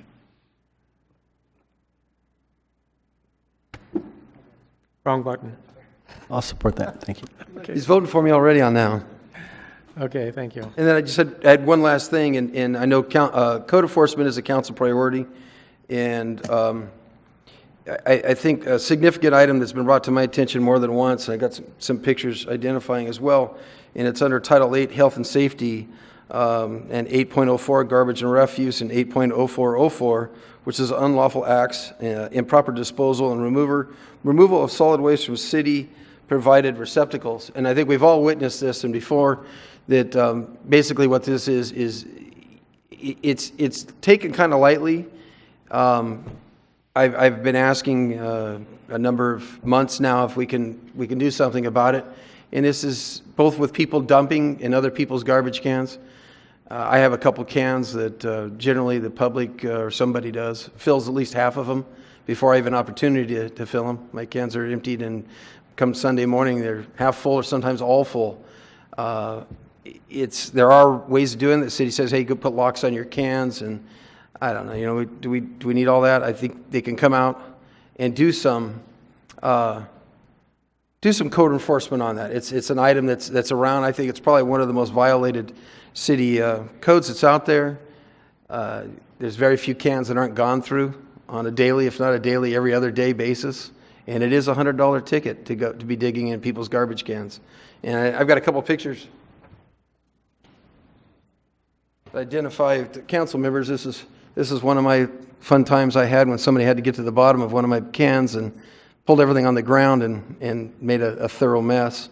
And this is, again, it's a health and safety issue. One of the reasons why I tell people not to is it's a health and safety issue. It's the reason why we bury our garbage and we don't allow people to dig in the garbage. But it goes on continuously throughout the properties. It's also a secondary issue that comes about, and that is I've witnessed that there's a lot of other garbage that comes out of the cans and blows down the streets and begins to litter all over the place. I witnessed one lady who pulled the plastic bag out on the ground, dumped everything out to get a couple of recyclables out, and 60% of the garbage was blowing down the street. So, and it's not really, I don't know, I guess it would be kind of a comment more than anything, but I'd just like to bring it to the attention that I feel it's an item that we could step up and do a little better on. I'm not trying to pick on the poor or anything like that, but it is a health and safety issue for us to not allow people to dig in garbage cans, and I would just like to see a little more. Will you make those available out for people to view those out on the table out there? I mean, just after the meeting, they can view them. Sure.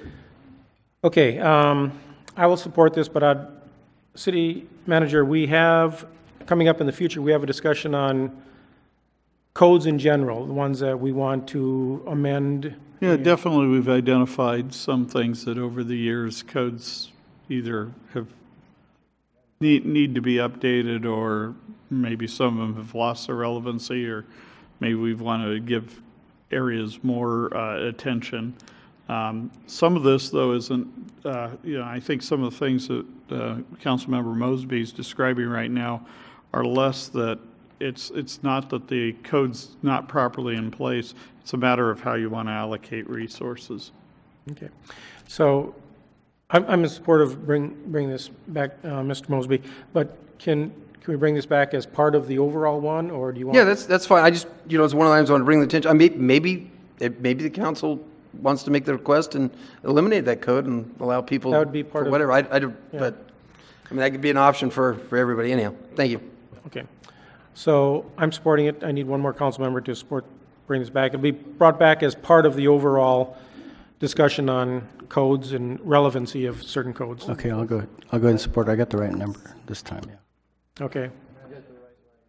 Okay. So you're in support of it then? So for this, okay. Mayor, I'm yeah. sorry, Mayor. Right here, okay.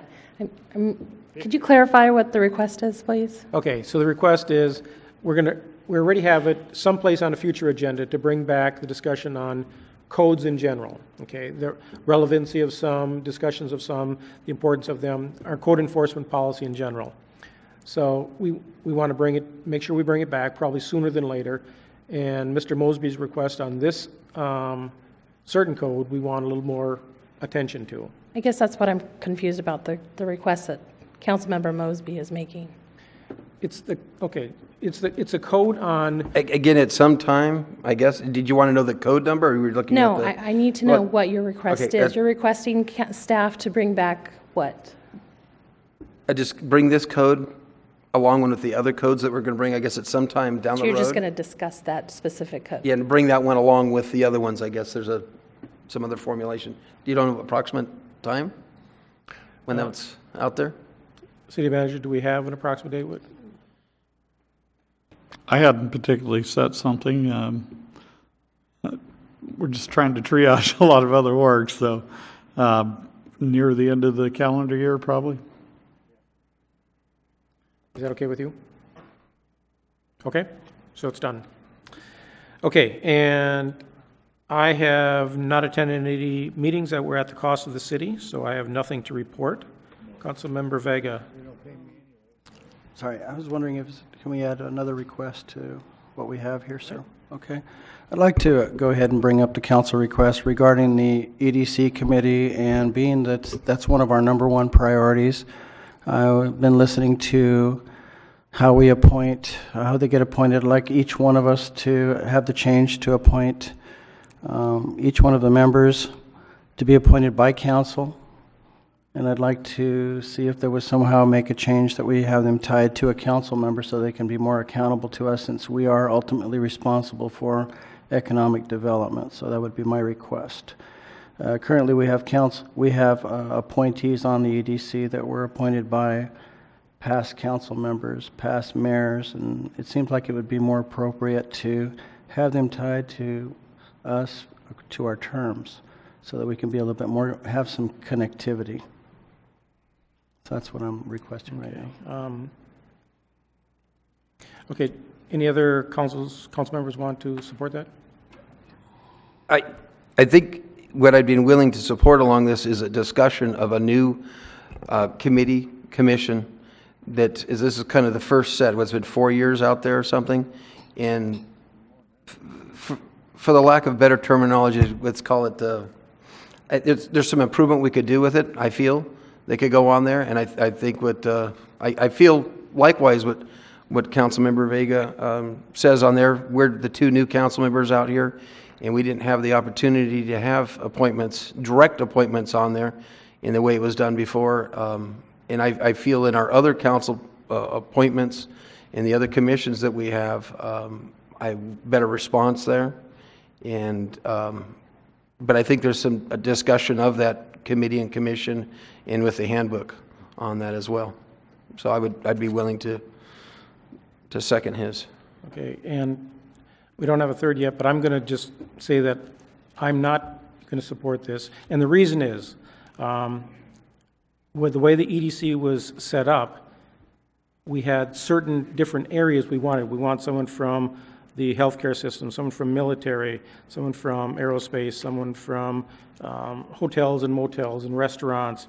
So we have these different areas. So if we select these as individual council members, we may not have that good mix in there. These are at-large appointees that the EDC sort of screens out to make sure that we have this nice mix.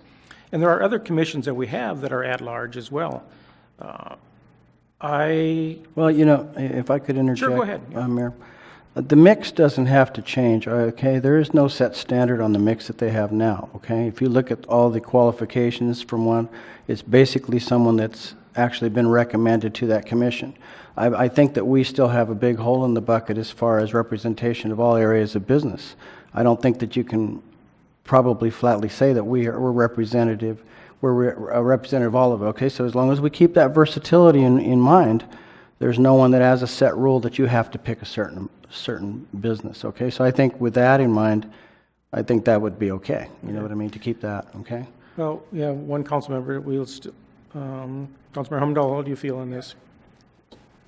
Yeah, I don't mind it coming back, and that way Dirk can also talk about it at that time. I'm not sure if I make any difference in changes what we have right now, but that way at least we can have a chance to discuss it instead of the last of the meeting. Okay, so good. We have the request and 2 council members agreed with, so.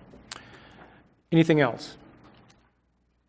Okay, with that being said, we are adjourned to a Lompoc City. We will adjourn to a joint workshop with the Planning Commission at a 6:30 meeting on Tuesday, October 27th. That is next Tuesday, a joint workshop with the Planning Commission. And we are adjourned.